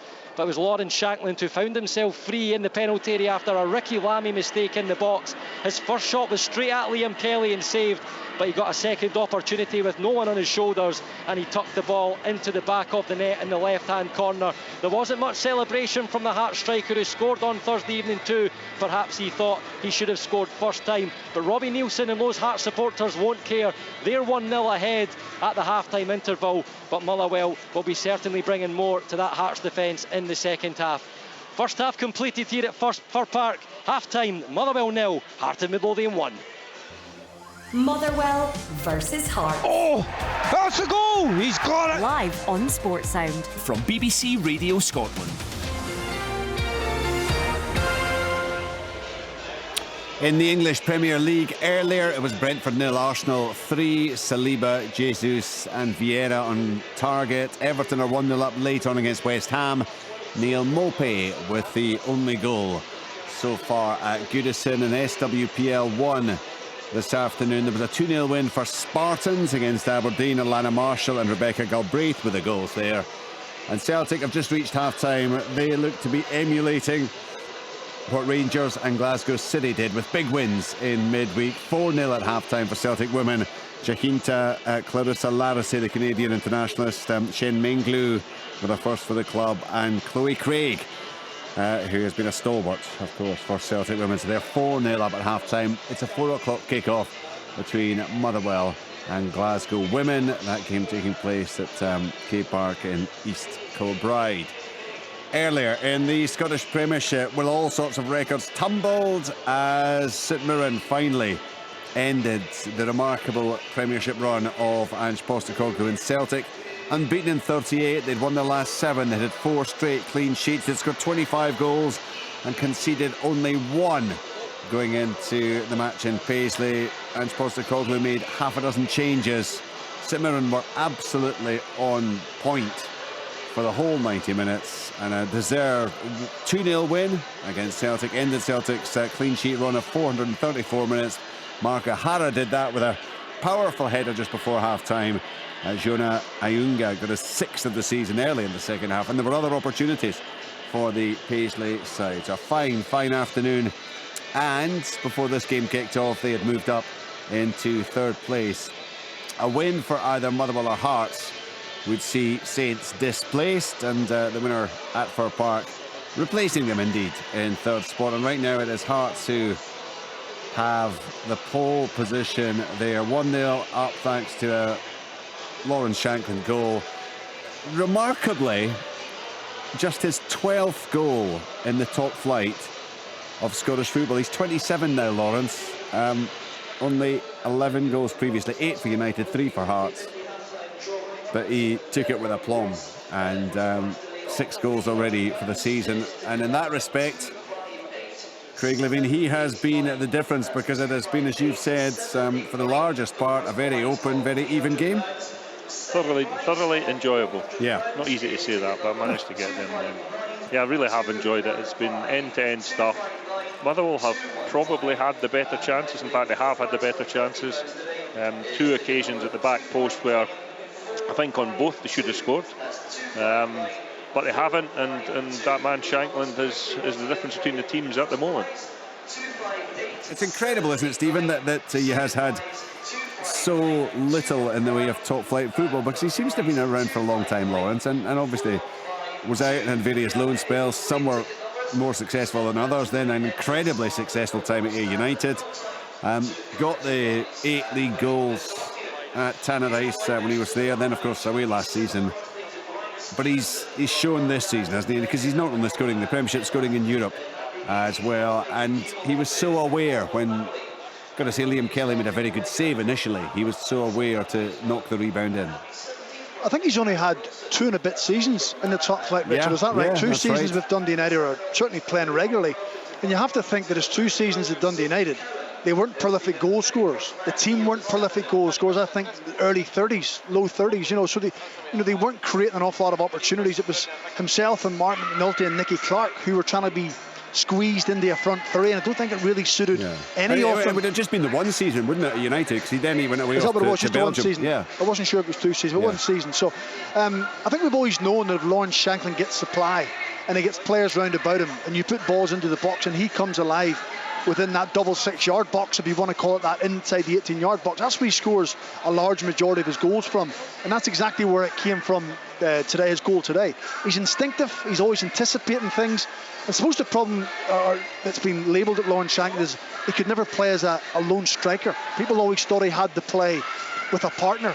And suppose for him, even though he's 27 years of age, he's probably had to adapt his game for to play as that lone striker, that he can't always come towards the ball, he can't always want to link up play.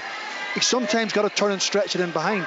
He may be isolated at times, so his game's had to adapt. And I think we can see from the start this season at Hearts, he has adapted it.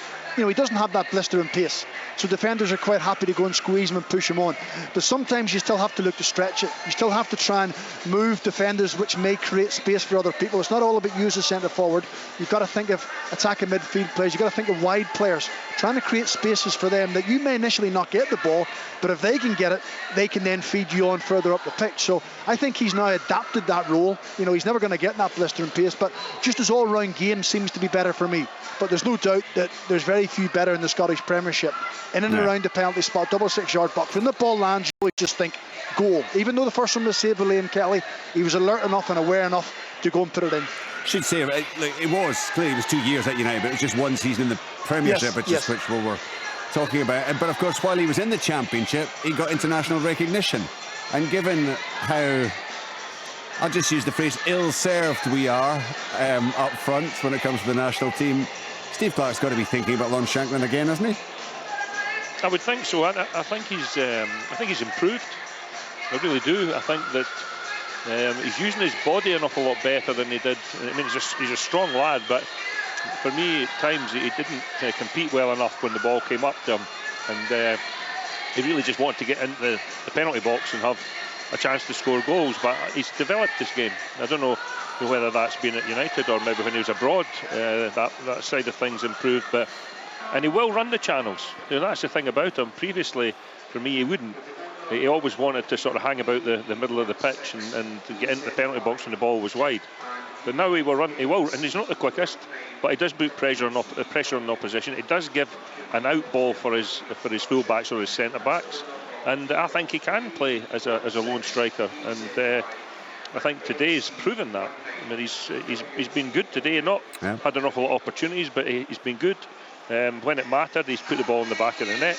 And I think Lawrence Shankland is developing all the time. So Shankland's got the goal. There have been injury issues for both sides. Alex Cochrane's had to go off. Peter Haring coming on for him, and Andy Halliday slipping back in to replace Cochrane in terms of the position. But Motherwell have been hit by injury, Stephen. Joe Efford going off, Stephen. Replaced by Rolando Aarons. He's now had to go off. McKinstry came on just at the stroke of half-time there. I don't know if you guys have noticed, but Kevin Van Veen's also struggling. He's been holding now which way around? It's his right shoulder, I think. Anyway, it's his shoulder. A couple of times the cameras have panned onto him and he's been holding it. I seem to recall he'd had shoulder injury, a real issue with his shoulder previously, maybe earlier last season, Stephen. But I wonder if in some way that's hampered him and might have played a part in that claffed shot or miss that he had about 10 minutes before half-time. I don't like making excuses for players. I just think... So that'll be a no then. Yeah, absolutely. I don't feel sorry for them. If you put yourself on the pitch and you declare yourself fit and ready to play, you can't then suddenly miss a chance and say, well, my shoulder was sore. When you say, well, actually, the ball landed at your left foot, so it really shouldn't affect your right shoulder. I'm not saying he was making that excuse. I was just wondering if it might have impeded him in some way. No, I don't feel sorry for players, no. Right, okay. He should be scoring, I think, from that. He should have scored that chance, or at least made better contact and forced Craig Gordon into making a save. But what Kevin Van Veen will be aware of is he looks over to the bench and they've got Louis Moult sitting there. Louis Moult, of course, he hasn't played a lot of games in the last 4.5 seasons since he left Motherwell, hasn't scored an awful lot of goals. However, sometimes a player goes to a club where they've had success before and it may just come alive for them. I would think eventually what Stephen Hamill would want to do is play Kevin Van Veen where Ross Tierney's playing, just in that number 10 role in behind, and try and play Louis Moult as the centre forward. So that's something that may happen as the game progresses, or if you say if Van Veen does have a shoulder issue, then it may just be a straight swap. Yeah, I mean, it is amazing because there was a spell where, well, I know Aberdeen fans were desperate. Every time a transfer window came round, the call went up, go and sign Louis Moult, and he was on such wages down south that for all that time, Steve, it was just never going to happen. He's clearly reached a stage in his career where he becomes more affordable again, I suppose. He was an outstanding centre forward. I must admit that in the midst of all the transfer window deals, it kind of passed me by, and then discovered that they'd actually brought him back. And it's going to be fascinating when they do get him up to fitness to see what he brings to that Motherwell side. Well, I think his goal scoring record at Motherwell is 50 goals in 98 games. Which when you think of a provincial club and for a small club, for a centre forward to rack up those numbers. And I remember whenever Ian Barclough was in charge in the summer that Louis Moult came in, it took him quite a while to get into the team. He was getting 10 minutes here and 15 minutes there. It took him a while to get a run in the team. And then he had a spell where, I remember he scored 2 goals at Celtic Park the last time Motherwell won there when they won 2-1. He got a 4-goal haul here against Hamilton when they won 4-0. He got another couple here against Celtic, albeit they lost 4-3. So, he always came up with big goals. And again, he's quite similar to Lawrence Shankland, that he was always used to playing with a partner. Him and Scott McDonald played together. So he's probably had to adapt his game, or will have to adapt his game, because Motherwell look as if they're just going to play with one centre forward. But I have to say, there was lots of excitement 2 weeks ago whenever he came onto the pitch. There was guys in front filming, watching him going about the place. There was a real buzz that Louis Moult was back. What they have to remember is he hasn't played an awful lot of football, Richard. I said that. He's not scored I think he scored 9 goals since he left the club, which is 4.5 years ago, or almost 5 years ago, probably this January. So he won't be the kind of player he was then. He's still getting himself up to fitness. However, in a game like this, if you're pushing and you're squeezing and you're trying to get a goal, it's always nice to have a natural goal scorer on the bench. How old is he now? Is he about 29? He's 30. Is he 30? He's 30. 29, He's 30 this year. Still young enough, isn't he? He is. Yeah. He was the last. You mentioned those 4 goals. He was the last Motherwell player to score a hat-trick in a Premiership match. And I think only he and Chris Doolan have scored 4 in a Premiership match in the decade since the Premiership was introduced. So you can understand why Motherwell fans, and we're all, as football fans, there's that little bit of nostalgia, and you can push reason off to the side because you're just so delighted to see an old favourite back in the shirt again. But he's of an age that if they get him fit and get him big, and that he clearly can make a big contribution, you would think. Well, that's exactly, it's the one thing when you looked at Motherwell, particularly during those Sligo games, and out with Kevin Van Veen, he was the only natural centre forward they had. They didn't have any backup. Connor Shields can play there, but hasn't scored an awful lot of goals. He's not involved in the match day squad today. I don't know if he's got an injury or something. So Stephen Hamill clearly needed backup for Kevin Van Veen, because out of Motherwell's 11 goals, I said this year they've scored, Kevin Van Veen scored 7 off them. Yeah. So you take him out of the team, suddenly you leave, or a void is created. So having Louis Moult back, competition for places, natural goal scores, you can never have enough of them. You know, Rolando Irons was brought in, disappointment, he's had to go off. Stuart McKinstry, another wide player. So you can see where Stephen wanted to strengthen. Now this is where, you know, you learn about your squad. Up against a good side, chasing a goal down, can you find a breakthrough? Incidentally, apologies to Liam Boyce and James Forrest, who have also had 4 goal hauls in the Premiership alongside Louis Moult and Chris Doolan. We'll see if Chris Doolan, sorry, no, it won't be Chris. See if Louis Moult has a part to play at some stage during the course of the remainder of this match. Got to say well done to Lawrence Shankland, who's got the goal. Hearts haven't, I think it's fair to say, haven't shown any ill effects from that fine victory in Latvia in midweek. It has been a high-tempo game. There has been lots to enjoy. But it's Hearts who have the half-time advantage. It's Hearts who, right now, are heading back up into 3rd place in the table. Highlights in Sporting tonight, 7:15 on the BBC Scotland channel. Motherwell are out. Hearts coming out to join them to live second-half commentary with Stephen, Craig and Stuart Mitchell. Thank you, Richard. Hearts ready to start us for the second half. They are the team in the lead through that first half. Lawrence Shankland goal after 18 minutes in the first half, but Motherwell, who've had a lot of waves of attack forward, but really haven't just been able to find that finishing touch, although there have been the opportunities. And it is Nick Walsh who blows the whistle, the referee, to get us underway for the second 45 minutes. And Hearts are immediately looking to go on the attack down the right side. Shankland with the layoff for Forrest. Forrest now looks back. He has 2 Motherwell players there with him, pushing him into that near right side corner flag as Motherwell go from right to left into the home fans as we watch on from the main stand, and the away supporters over on the right. The Hearts team shooting into those fans that have made their way to watch their teams return as Keogh tries a left-footed cross from the near side corner of the penalty area, but it's heavy and over the head of everyone and out for the Motherwell goal kick for Liam Kelly to take. So just to run you through the 2 teams for Motherwell: Kelly in goal, back 4 of McGinn, Solomon Johansson, Lamy and Penny, the middle 3 Tierney, Maguire and Goss, and the front 3 Spittle and Funfain. It did start off as Joe Efford, then he went off injured. Rolando Aarons came on, he's also off injured, so Stuart McKinstry was the latest substitute in that position. And it is Motherwell who come forward now with the diagonal ball, looking for Kevin Funfain up against Lewis Nielsen. It's the Hearts defender who comes out on top, but it's McKinstry who takes over on the wing, on the left side, left foot with the ball, takes it back onto the right, lays it off for Penny, whips it in towards the back post. There's the head of Spittle, Gordon there off the post, and it's off the post again. Incredible! That is unbelievable. The goal was open for Paul McGinn to slot it into the back of the empty net, but somehow he hit the opposite post, and now it's Hearts on the counter on the far left side. Devlin, Mackay, back to Barry Mackay again. Keogh now driving towards the penalty area, but there's a claret and amber wall ahead, so he'll just slow things down, and now Spittle will get his toe to the ball and stab it out for the throw on midway point of the Motherwell half. Incredible, Stephen Craigan. How did he miss? Well, I don't know. First of all, Blair Spittle does well to redirect the header. This cross from the left-hand side from Penny hits the post, and you think Craig Gordon's landing on the ground. You think it's just a case for Paul McGinn to roll the ball into the empty net. Somehow he hits the other post, and it's a, you know, that Hearts goal certainly living a charmed life. Well, Motherwell will only have themselves to blame if they don't get anything from this match. Here's Keogh for Hearts in the middle of the Motherwell half. Shifts the ball out right for Forrest. He's making his way into the penalty area, drills along the line, looking for the left foot, goes sliding in. There's the shot from Devlin. Tried to get the right foot around that one. It went high and wide. Liam Kelly is furious with the players in front of him. He's having a conversation with Solomon Johansson and Barry Maguire, and that continues. The Motherwell supporters unhappy. They felt maybe there should have been a foul for the sliding challenge of Forrest, but nothing came the way, and it was a shot from Devlin that threatened to go on target, but in the end it went wide of the goal, and it remains Motherwell 0, Hearts 1, 47 minutes on the clock.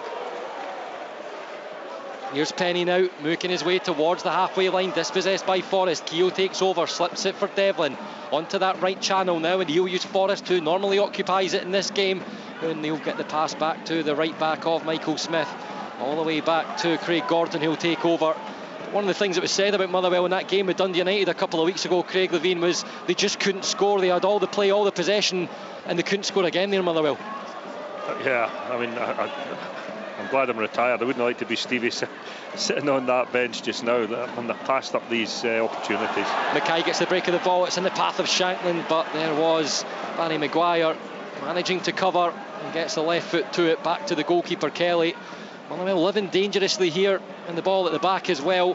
Soham Johansson swipes it forward. Van Veen leaps up, gets the ball with the right foot, tries to hook it on for Tierney, but is blocked by the Hearts defence. And there's Devlin, who goes down in the centre circle.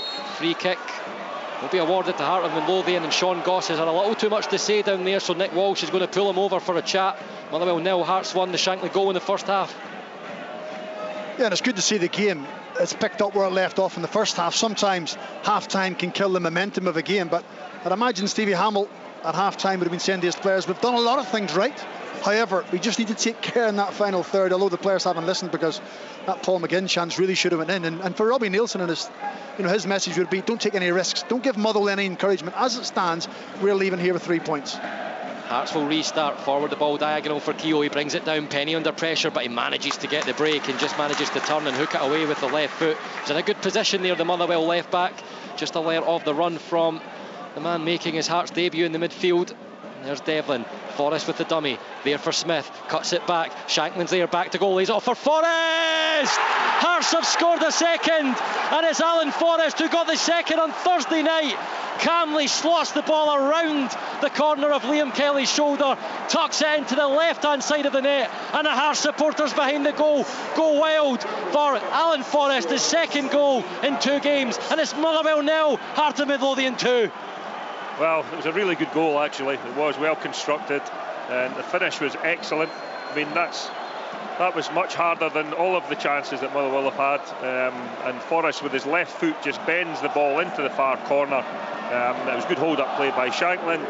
All in all, it was a fantastic goal from Hearts, but Motherwell must be kicking themselves. You know, they've had chances in the first half. They've had glorious chances that came out for the second half, and you know, sometimes in football things just go your way. I know it was brilliant play by Hearts, but you know, they have sort of survived many moments where Motherwell should have scored, and they had a little bit of luck with them today so far. Well, and that goal probably backs up what we said about Lawrence Shanklin at half-time, about how his game was evolved.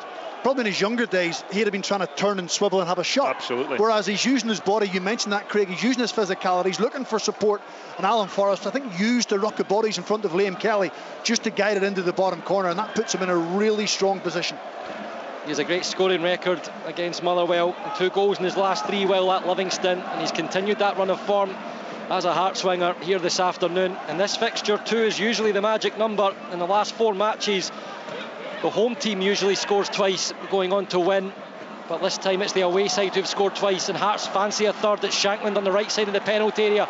Ricky Lamy makes the challenge, but he is in agony on the ground. He's waving his left hand, holding his right knee. He knew immediately as he made that challenge that something wasn't right, and again the Motherwell injury trouble this afternoon is going to continue. 51 minutes on the clock, Motherwell 0, Heart of Midlothian 2. That goal, second goal, a couple of moments ago from Alan Forrest. Yeah, it's hard to kind of work out with Ricky Lamy. I know he made the slide tackle, and it was his left foot he tackled with, and his right knee was on the ground. Whether he's twisted that, it looks like that. Yeah, or initially I was wondering that possibly had his kneecap been displaced just because he was continually pointing at his knee. But yeah, possibly. I mean, I don't know, but I mean, Ricky Lamy doesn't lie on the ground if there's nothing wrong with him. So, you know, it looks as if it's fairly serious, unfortunately. Brian, what have you heard down there next to the Motherwell technical area? Yeah, they're worried faces down here. They're just waiting to see if Ricky Lamy is going to recover. Bevis Mugabe is a player who has been told to get himself ready, but still working on Ricky Lamy at the moment to see if he can recover or not. It does appear to be his right knee that was damaged in that challenge, but no indication yet as to whether he'll be able to continue or not. Thanks, Brian. We'll keep an eye on that. Ricky Lamy, the 29-year-old, making his 5th league start of the season. He was out for a couple of matches after being sent off against St Mirren in the second half of the league opener. And he's been a key part since Stephen Hamill took on the job interim and permanently in that Motherwell defence. They had 2 clean sheets in their last 2 matches here at Fir Park. That's not the case today with the 2 Hearts goals that have went beyond Liam Kelly. But with the injury problems they had on the wing through Rolando Aarons and Joe Efford, You don't want injuries, and especially not to one of your key centre-backs, and the treatment is lengthy. Even Alan Forrest is across there, showing some concern, along with Tierney of Motherwell and the medical team in the fluorescent yellow with the stretcher are just slowly making their way down that touchline towards the near right-hand corner flag, where Ricky Lamy lies just outside the right side of the penalty area as we look on in front of those Hearts supporters. It will be a corner for Heart of Midlothian to take. Ricky Lamy now is back on his feet as the players gather together in the Motherwell penalty area, and he's just slowly taking a step forward. The Motherwell defender, he looks a little bit uncomfortable there as he puts weight onto the right leg, and now the Motherwell supporters will put their hands together for the centre back. And a difficult position for the Steelmen here as they have to defend this corner from Barry Mackay without the centre back Ricky Lamy. It's taken short from Barry Mackay to Forrest, right-footed, curls it over the face of goal. No one claimed it. Kelly raises the hand in the air. He looked quite confident there wasn't going to be any danger, but it just needs someone gambling to take a touch there, and Hearts could have nearly had a third. Yeah, I think it was Nielsen that was the back area, and he was on his heels. The ball's flashed right across the face of the goal. If he was on the move forward, he would have had a chance to put the ball into the back of the net, because it was begging to be put away. It was a wonderful ball in. And that applause you can hear is for Ricky Lamy, who's back on his feet, running on back into his position in defence, which I'm quite surprised at, because the reaction immediately when he went to ground looked a very bad one looking on, but somehow he's been treated and he's back on and showing that strength and steel for the Steelmen to come back in and try and help Motherwell get back into this game. It's Kelly with the ball forward from his right foot towards the halfway line. Haring with the cushioned header, but is aimless, and Motherwell take over possession. Here's Maguire, near side now for Penny. He'll step over the halfway line, left footed, clips the ball over the top, looking for McKinstry, takes it down on the chest onto the right foot, curls the ball deep into the penalty area, but there's no forward runners. Spittle, Tierney and Van Veen were all outside the D of the Hearts penalty area, and the move breaks down, and with 55 minutes on the clock, Motherwell 0, Hearts 2, Shankland and Forrest with a goal either side of half time. And it's probably a similar situation to what Hearts faced on Thursday night. The fact that the home team are trying to chase a lead down and they're wanting to overcommit forward, and Hearts, I thought, managed it really well on Thursday night and played on their counter attack, picked their moments when to go forward. So, they've been through it before. Yeah, and they're in better shape now, aren't they, after the 2 goals in this match and the win on Thursday night, so confidence should be high.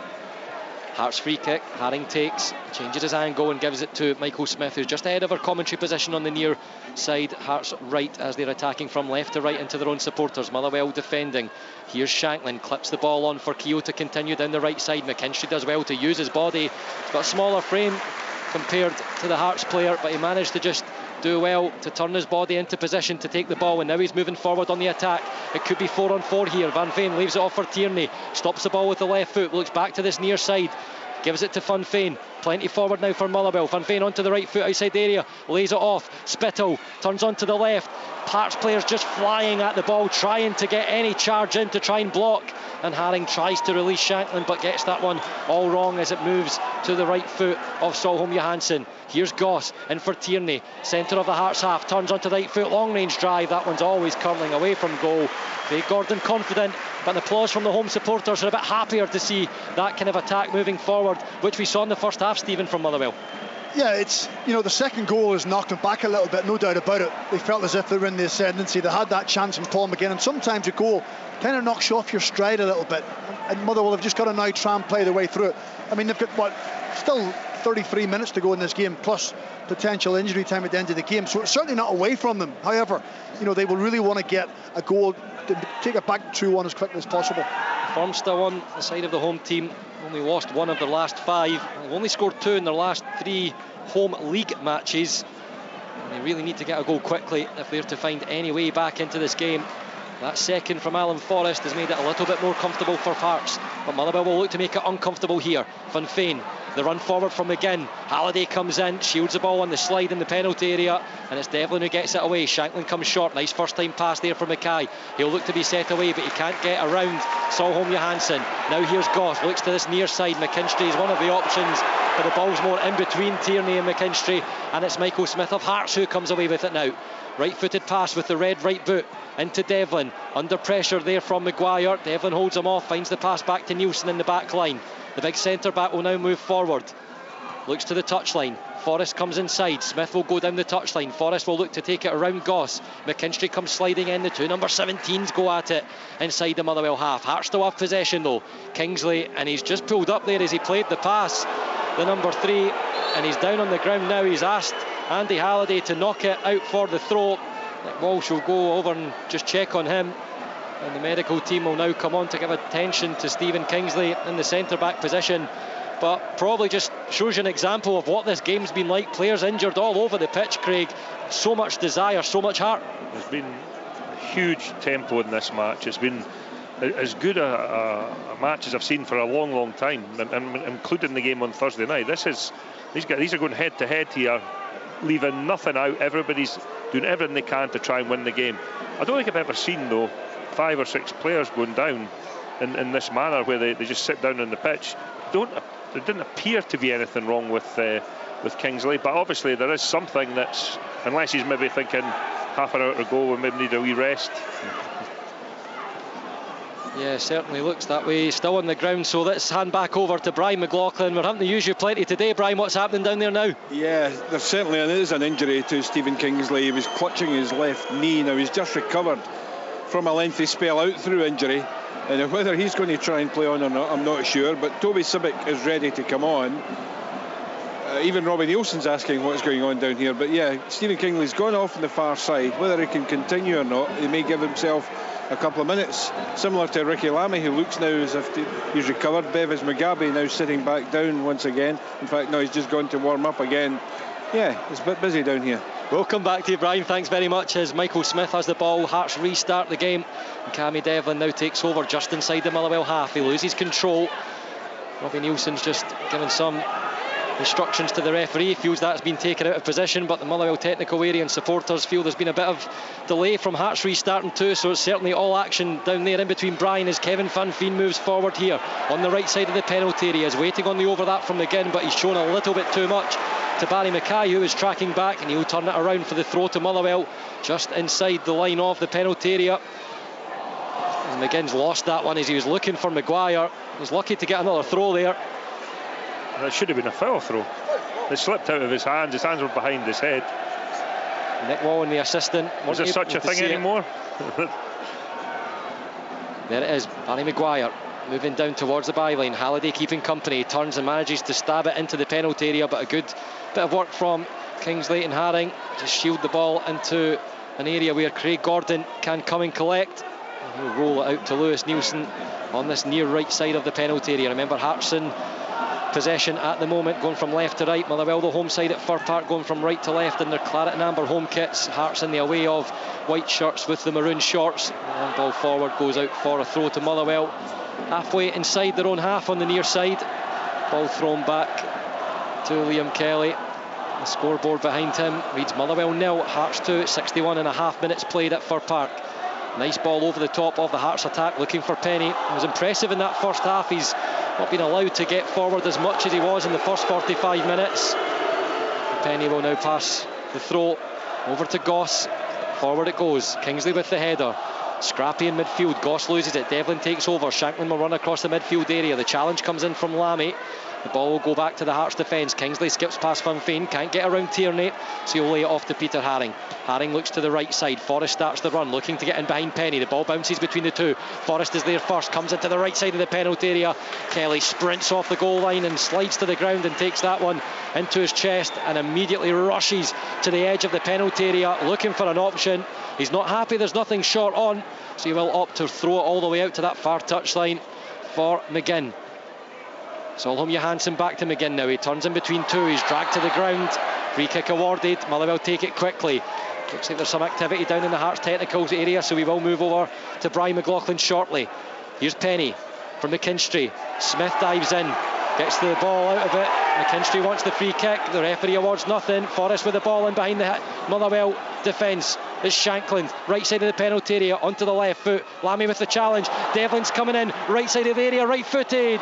And he picks the wrong option there as he puts the ball well beyond Liam Kelly's goal. Barry Mackay was coming into the back of the penalty area, so it remains Motherwell 0, Hearts 2. 63 minutes played. Over to Brian for news of the Hearts changes. Yeah, very busy down here. Toby Sibic's just been told to sit down again because it does look like Stephen Kingsley has recovered.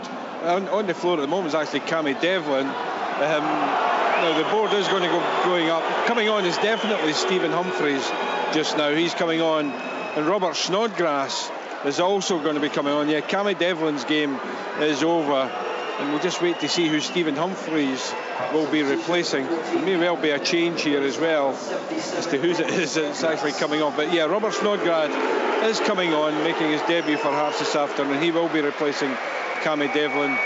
Stephen Humphreys will be coming on, and it will be the goal scorer of the first goal, Lawrence Shanklin, coming off.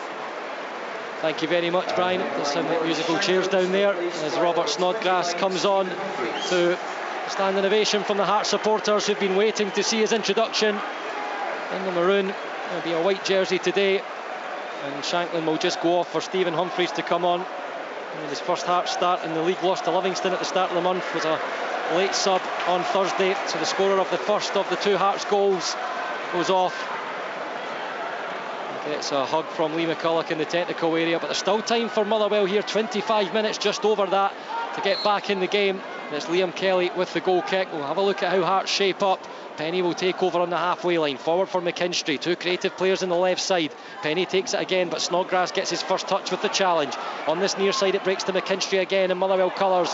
Miscommunication there with Kevin Funfain, and then Stephen Kingsley will come over and just is looking for the pass to Michael Smith, but will go out for the throw. Motherwell might just feel a bit of momentum building here if they can try and get the ball into the penalty area. And there is the foul from Robert Snodgrass in the back of Sean Goss. Motherwell will have the free kick just on the edge on this near side of that final attacking third for the home team.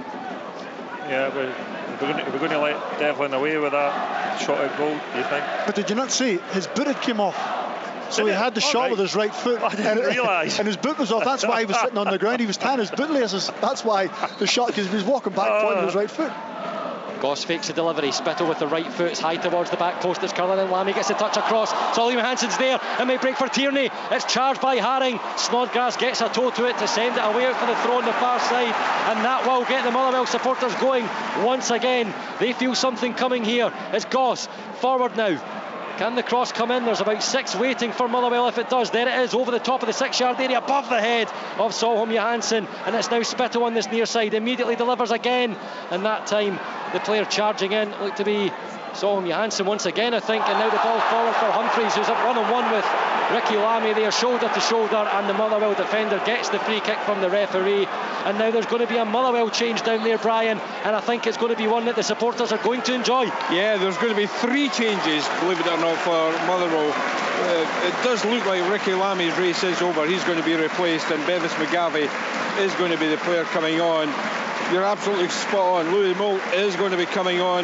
The players coming off will be Barry Maguire and Ross Tierney. And there's one other substitution as well. Number 18, Cornelius. Dean Cornelius coming on. So 3 changes. It's Cornelius, Moult and Mugabe coming on. The players being replaced: Lammy, Maguire and Tierney. Thank you, Brian. You could just hear the noise around Fir Park. He's not on yet. He's about to come on, number 21, Louis Moult. And it will be a big roar from the Steelmen. And there it is. The man who's caught on social media saying I'm home when he arrived for the introduction to the supporters. And they feel there's something magic about to happen here for Motherwell. Mugabe takes over after the free kick. Forward it goes. McKinstry has moved over to the right wing now. Plays it back into the middle for Goss. He'll come driving through the centre. Hearts chasing. Gets it through to McKinstry. Goss again. Spittle tries to get it right from again, but Mackay's there on the run back, and it stops as it hits his ankles. But there's Dean Cornelius, who was just introduced to, driving back to win the ball. Spittle now midway point of the Hearts half. Cornelius again uses Goss, who comes short. Cornelius once more. Dean Cornelius now takes it forward on that right channel. As McGinn ahead, will he play the pass? Spittle inside is who receives it. Now that works it out for McGinn. There's the cross over for McKinstry. Just late there as he connects with the right boot, but Motherwell recycle the ball on the edge of the area. Cornelius once more. McGinn back to Goss. He's on that corner, left-footed, whips a wicked ball in. Funfain, what a save, Gordon. Kevin Funfain again. It's in, but the flag is raised on the far side. And you can see what the Motherwell players think of that. Paul McGinn is rushing over to the far side assistant. The boos ring round Fir Park. It was Kevin Funfain who had that first shot. It was the outstretched arm of Craig Gordon. Point blank range once again from the Scotland international goalkeeper. Hearts breathe a sigh of relief, but just listen to this noise from the Motherwell fans. This is incredible, isn't it? I mean, I don't know if he was offside, Stephen. That'd be interesting to see, because the ball looked like it was squared across the goal. I don't know if it was played forward, but Louis Moult was in there anyway, and yeah, I mean, well, what a start that would have been, wouldn't it? The thing is, Louis Moult was stretching, which tells me the ball was a bit ahead of him, so it's hard for us to see. The referee's assistant is in line with it, so you have to go with his call. But I think even his introduction, Dean Cornelius as well, has just given Motherwell a little bit of energy and belief in the game with 20 minutes to go. And Hearts look as if they're starting to flag, don't they? The supporters certainly helping with that.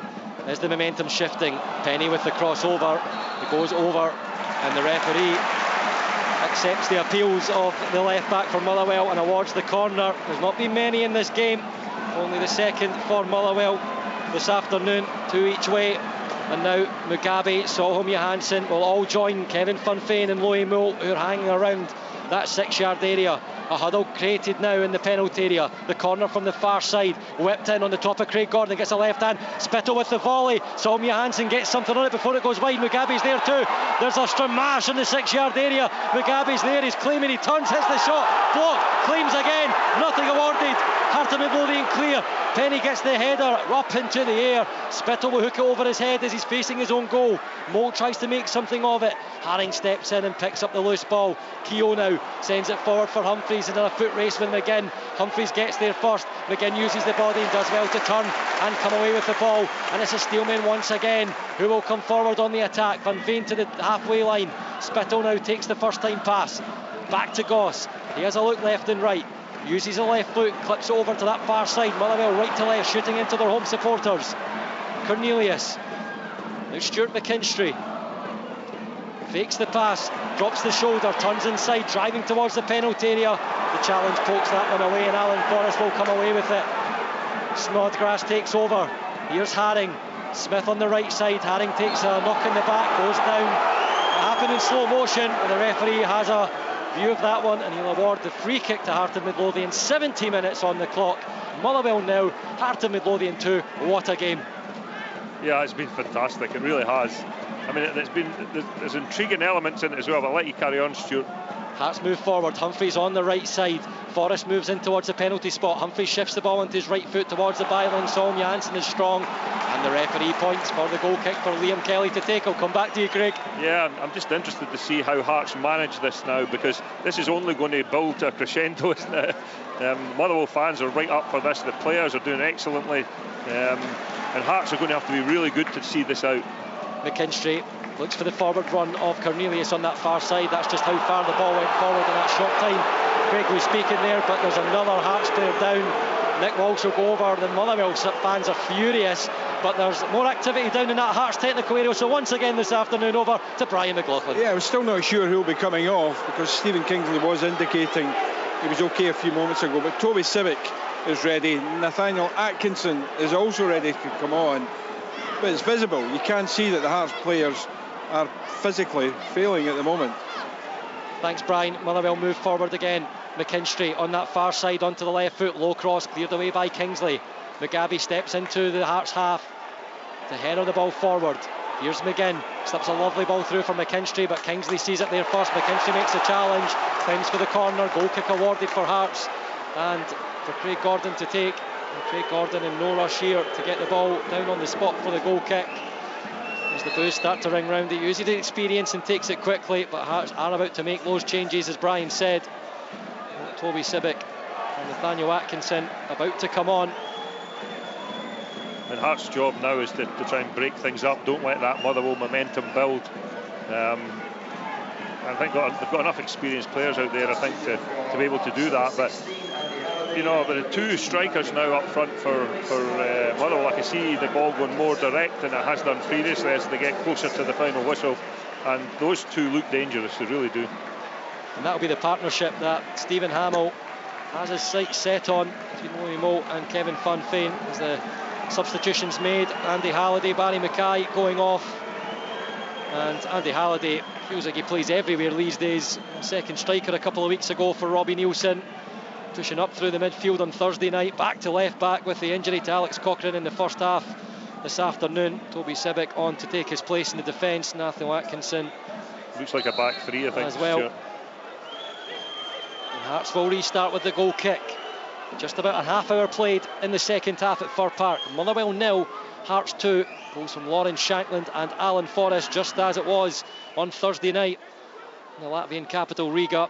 As Gordon sends the ball forward, Mugabe's header sends it back towards the Hearts defence for Motherwell to try and attack. Smith turns on the near side, up towards Forrest. He's just trying to swipe it forward. It's blocked by Penny. Stands both legs together. The ball will move forward again. Keogh sends it up towards Humphreys, but Motherwell's defence triangle of three with the midfielder of Goss will sweep things up, and it is Sean Goss who will now make his way over the halfway line. Diagonal out for this near side to Penny. The number 24 sees the run of Cornelius coming towards him, so lays the ball off. He tries the outside of the right foot for Penny. It stays in play and rolls along up to the corner flag. Across comes Smith to knock it out of play. Motherwell throw, Motherwell 0, Hearts 2. Van Veen takes over, makes the short run from the throw. He's towards that corner flag in the near left side again. Left footed cross, McKinstry gets the head on it. It's up in the air. Gordon comes out, miscommunication with Atkinson. Robert Snodgrass will come over and take it away, plays it back into his penalty area, booed by the Motherwell supporters. The challenge from McKinstry. Referee Nick Walsh not happy with that one and shows the youngster a card on his birthday. It's not a birthday card, it's a yellow card. Yeah, well, that was a silly challenge. I mean, Hearts will use this to their advantage. If Snodgrass will take a little bit of time to get up and let the clock tick down some more. But McKinstry was just a little bit overzealous there. I think it was because Robert Snodgrass was in talks with Motherwell, wasn't he? That was the point. The Motherwell fans thought he was coming here. Stevie Hamill, I think, made it public knowledge. He had spoke to him. He was hoping he was going to come, and he decided to go to Hearts. So the Motherwell fans are just thought they'd take it out. And Robert Snodgrass and Stuart McKinstry just give him a little reminder. They not need much more because they've been happy at the way Hearts have managed this game at times. Players going down injured and some restarts from goal kicks and throws. Motherwell, they do have 15 minutes to try and get back into this one. They've had so much off the ball, trying to create something. They did have the ball in the back of the net through the link up between Kevin Van Veen and Louis Moult, but it was chopped off from an offside flag from the assistant on the far side. Goss trying the diagonal, looking up towards Louis Moult, but that one bounces heavily and over the touchline for the goal kick. There's 14 minutes left on the clock. Motherwell 0, Hearts 2, but what a game we've had at Fir Park this afternoon. Yeah, it's been fantastic. Really competitive. Played at a high tempo. Lots of good play in it. Lots of good defending as well. Two honest teams going at it. Yeah, it's been great to watch. I think Hearts changing to that back five are basically putting the message out. We're going to try and defend a 2-goal lead. You know, because the two centre forwards are. I think it's more of a 4-5-1. That Stephen Humphreys is isolated a little bit, so it's up to the back five to get the clean sheet. I think I think you know, for this, Hearts will be going to a back three to deal with the two strikers from Motherwell, because they're going to be a real force to be reckoned with if they can develop a partnership. But I think that extra central defender is the reason is possible, possibly because of those two are a threat up front. And something Hearts had to do on Thursday night. They managed a lot of pressure in the second half until the injury time counter. It's not Alan Forrest slot away a second goal. The 2-goal lead here away against Motherwell, but Motherwell still showing that energy, that drive to try and get that goal, and with the supporters awaiting, if that happens, they'll raise the roof off here at Fir Park, and that could change the final 30 minutes or so of this game. Haring tries to send the ball forward, comes off Goss, who claims it at his head, but the referee thinks it's a handball, so the free kick will go the way of the away side, and that will just allow some more seconds to tick past for Robbie Neilson's men.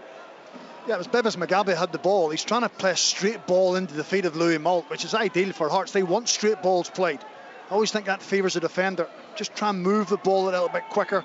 They've had success from McKinstry or Van Veen playing off this left-hand side, so get it into wide areas. Smith has it. Van Veen sliding in, doesn't make any connection with the ball. Smith waits, holds, and plays the pass forward for Forrest. Keogh He's looked quite tidy in the midfield for Hearts in his introduction this afternoon. Plays it back to Nielsen. He's caught out low by Funfain. Funfain will try to go around, and there is Keogh, the aforementioned, coming in with a slide and challenge. The number 8, preventing Motherwell any way through and breaking up that attack. Solholm Johansson has moved to that left side. Mugabe over the halfway line. Leaves it out right for Cornelius. McGinn, Spittle, quick passes from the Steelmen. Spittle plays up the line. Again, not making the move. Hearts throw. Motherwell 0, Hearts 2. You're listening to BBC Sports Sound this afternoon. Earlier, a win for St Mirren at home to Celtic. You can watch all the action from today's games, the extended highlights and updates from yesterday's highlights. 7:15 on the BBC Scotland channel tonight. Motherwell have the throw, and it goes towards the penalty area, going towards Kevin Funfain. Nielsen cuts it out. Goss takes over, edge of the penalty area. Cross comes in from McKinstry. Sibic gets a touch and angles that one somehow to Alan Forrest. Comes off perfectly, but that's brilliant work there from Penny. He's in front of Forrest. There's shirt tugging going on between the two there, but there was clearly more of the shirt of Penny in Alan Forrest's hand, and he will receive the yellow card. And another glorious position for the set piece for Motherwell, and Blair Spittle to send this one in to the Hearts penalty area. Motherwell 0, Hearts 2. Yeah, I've been impressed with Penny today. He's been pretty good in defensively, and also his attacking plays. He plays almost like a winger at times when he's in these forward areas, and that's what you need from your full-back. So here Hearts have another situation to face. 5 waiting, a full white line for the Hearts defence. Spittle over to the back post. It's above everyone, and Nathaniel Atkinson can just see it over the touchline. Craig Gordon delighted as he applauds the line held by the Hearts defence, and the Motherwell will have to reset. Once again, Stephen Hamill just paces with his head towards the ground, towards the left side of his technical area. He's instructing the attackers to stay extremely high there for the short goal kick from Craig Gordon, and Spittle will immediately go charging down on Toby Sibic. 10 minutes to play here at Fir Park. Motherwell 0, Heart of Midlothian 2. Shankland on the 18th minute, Alan Forrest in the 50th minute with a neatly taken goal with the left foot caressing the ball beyond Liam Kelly. And McGinn will move forward for Motherwell. Spittle connects the passes inside the Hearts half. Here's Goss. He's driven so much from the middle of the Motherwell midfield so far. Angles the ball over, looking for Moult. Cleared away. Cornelius back towards Moult again. It's brought down by Kingsley. Moult still challenging there. Haring comes in, shoulder to shoulder. The two players fall to the ground. Keogh clears away with the outside of the right foot, looking for Humphreys. Mugabe's in front. Humphrey will go back to tangle. McGinn takes over with the pass. Neat play from Bevis Mugabe, the Motherwell substitute. Goss slips as he passes it, but he picks it off perfectly for McKinstry. Onto the left foot, back onto the right. Across it goes over the head of Funfain. He'll drop to Goss. Left foot hits the strike deflection, and out for the Motherwell corner. Here it goes again, that Motherwell momentum. Motherwell 0, Heart of Midlothian 2. I have to say, Motherwell have been relentless, trying to chase a goal down. Hearts have defended brilliantly. They've got people behind the ball. The winning headers have relied on Craig Gordon, but they just haven't been able to shake Motherwell off. They keep forcing the issue. They just need a glimmer of hope. Goss with the corner, bottom left side, left footed. It's an outswinger. It's up to the penalty spot. McKinstry heads it across, but straight into the arms of Craig Gordon, who watched it all the way. But a couple of times Stuart McKinstry, I think got him down as about 5'9", 5'10", but he's found the space in the right point in the Hearts penalty area to get the header on the ball. He was unable to create anything with the knockdown. 9.5 minutes remain. Penny sends it forward outside of the left foot up towards Spittle. Kingsley behind him, wins the header. Atkinson comes in. Goss has time to bring it down in the centre circle. Back out to that far side. McGinn joins McKinstry. Turns back, just settles things down. Cornelius now, right footed. Can't go forward. There's a line of white in front from the Hearts away jerseys, who will move it across to Solholm Johansson on the left. He's now holding his right thigh as he gets the ball away. Cornelius takes it over. He'll use the centre back once again, Norwegian born, out to Penny on the left back. Solholm Johansson will leave it for Cornelius. Has a look right. Here's Goss. Moult and McGinn ahead. He'll use Cornelius instead, who makes the run over to join him. Now it forward to Moult. Moult back to goal, back to Cornelius. Motherwell just looking to try and find a way through this maze of Hearts bodies. Cornelius now outside of the right foot. It's McKinstry. What can he deliver here? Onto the right foot, past Atkinson. Across it goes, off the head of Toby Sibic. And out for another Motherwell corner. Motherwell 0, Hearts 2. 7.5 minutes to play. Well, it is relentless, isn't it? I mean, I don't think Hearts have had a touch of the ball in their forward areas for about 10 minutes. It'll be Goss to take again, but this time from that far side, and his left foot will deliver the in-swinger. There's 5 again in there. Cornelius will make the run towards the front post into the 6-yard area. Gordon with a strong punch, 2 hands, he's on the ground. Penny aware, left-footed shot, drives it. What a save! Craig Gordon, how many times do we say it? He was on the ground, Penny was aware, he struck the left-footed shot wickedly, but somehow Craig Gordon sprung up and palmed the ball over the crossbar. He's taken a sore one in the process. There's a huddle of players around the goalkeeper in blues. He's down in the 6-yard area. Motherwell fans unhappy, but Craig Gordon, superb save from the Scotland international yet again, Craig. Yeah, well, and you know it was going in there. I mean, because he just seems to have this built-in instinct of which ones he has to go for and which ones he doesn't. But I bet you when we have a look at the television, it's heading right for the top corner. And he flew through the air, didn't he? The only thing he didn't have was a big S on the front of his. I have to say, it was a great first touch from Matt Penny. He let fly from, 25, 30 yards. And just when you think, is it going to be something spectacular that breaks through from Motherwell, Craig Gordon, you can always rely on him. And again here, whether he's landed awkwardly or whether he's just playing that I'm an experienced goalkeeper idea, he's just trying to take the sting out of the game, so it makes sense. I think it's the second of those. The Motherwell fans are unhappy, but just a word on Matt Penny, Stephen. I mean, on loan from Ipswich Town, 24-year-old, only his 3rd appearance, but he's really stood out in that Motherwell team today. I've really been impressed by him. 2 weeks ago against Dundee United, he kind of surprised me because he wants to get forward. Craig said he can defend 1v1. He's tidy in possession of the ball, and he suits what Stevie Hamill's trying to do. Goss readies the corner on that far top left corner arc.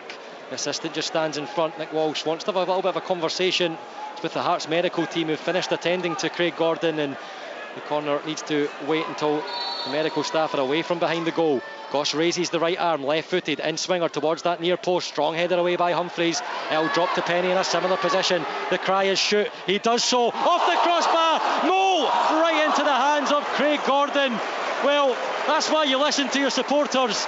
Penny again, it looked like it was just going to inch in under the crossbar. It clattered the bar above Craig Gordon, and then it was Lewis Moult with a diving header straight into the arms of Craig Gordon. Is there time left? Just under 5 minutes remain in this game. Motherwell 0, Heart of Midlothian 2. It's Goss out to the left side, final third. Penny delivers a cross over Atkinson, right-footed clearance. It's into the sky. Van Veen heads it back into the 6-yard area. Moult and Civic Tango. Snodgrass gets it away, but only as far as Blair Spittle. It's Penny again. Matt Penny takes the touch, drives forward, finds the space towards the back post, over the head of Paul McGinn. He won't get there in time to retrieve the ball and prevent it going out for the throw on the far side. But if Motherwell end up losing this game, Stephen, it won't be down to the performance. It's probably only going to be down to the finishing. Well, I think that confirms that Motherwell aren't going to score this afternoon. I think that's what I've taken from that shot from Matt Penny, because Craig Gordon just stood still and looked at it and hoped that the post to the crossbar would help him out, and it did. So I think Motherwell pushed and probed and tried, but they ain't getting through. And I think the goalpost's still shaking, actually. I mean, he absolutely hammered that, didn't he? Meanwhile, McKinstry tries to make a move on the right wing for Motherwell, but will be Hearts who come away with the ball. Smith sees the run of Forrest, and Penny there just shoulder to shoulder, standing strong. Bobby Nielsen's unhappy, he wants something, but that could be because he feels his side are under pressure here, but Hearts are standing firm as it stands. Motherwell 0, Hearts 2. Shankland and Forrest with the goals. Kevin Van Veen goes down under the challenge from Haring. The ball kicked away. Blair Spittle's bringing that to the attention of Nick Walsh, but Motherwell will have another opportunity. It's quite far back towards the halfway line. In fact, it's level with Stephen Hamill's technical area. There's a conversation going on between the two managers there too, both voicing their opinions. Everything being fought for. Goss takes the short free kick. Penny from that left inside area curls the ball over Mugabe's header, and it just bounces past the far post. Craig Gordon had a look and he looked worried, but Bevis Mugabe just couldn't tuck it inside the post. Rather, it goes the outside. And with just about 3 minutes remaining here of normal time, it remains Motherwell 0, Hearts 2. I don't know how it remains Motherwell 0, Hearts 2. I really don't. I've no idea, Craig. I mean, he should score probably, Stephen. I mean, he's right in the middle of the goals, maybe 7 or 8 yards out. He's got a good connection on it. Craig Gordon's planted in the line, and it goes by the post. I mean, Robbie better buy some lottery tickets tonight, I tell you. You know, you always wonder as a manager, there's a certain way you want your team to play, and if you lose, you want to play a certain way. But Stevie Hamill won't take any comfort in that, because they have played so well, same as 2 weeks ago against Dundee United. You have to have the killer instinct. If you don't get the goals and you don't take the big chances when they come along, unfortunately, you ain't going to pick up points.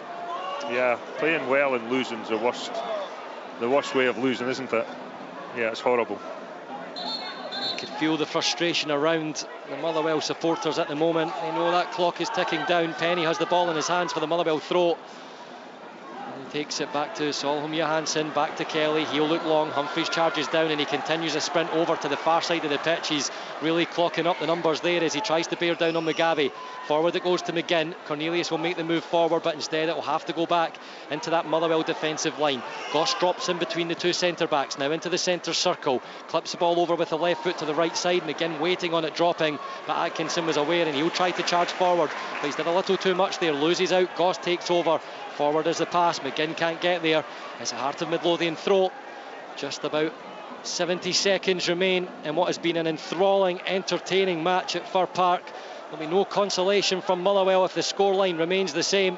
That frustration will remain from the 0-0 draw against Dundee United 15 days ago here at Fir Park.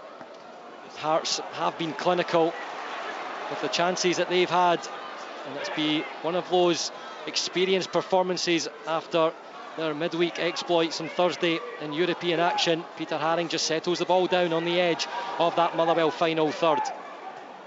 It's Keogh, stretches it to Kingsley. Cries of shoots from the Heart fans. Doesn't do so, slips it in. There's a run forward from Atkinson. He stabs it to Forrest in the 6-yard area, and that wraps the points for Robbie Neilson and Heart of Midlothian. It's Alan Forrest again. I mentioned here 2 goals in his last 3 against Motherwell while at Livingston. He's got 2 this afternoon in Hearts colours, and with 15 seconds remaining on the clock, the Motherwell supporters' frustration continues. They head for the exits. The Hearts fans run right for that front row for the celebrations of Alan Forrest and his Hearts teammates. Motherwell 0, Hearts 3. Well,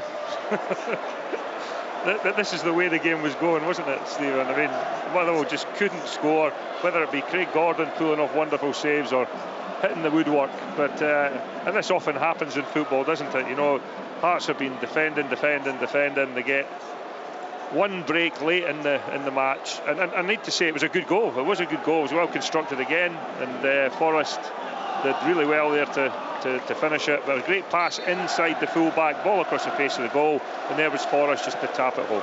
I think it was Stuart McKinstry. He got himself in the full-back area. I mean, you put wide players in full-back areas, they tend to come up a little bit short. The ball up his inside shoulder, posed him problems, and Alan Forrest gleefully just tapped it in from a yard.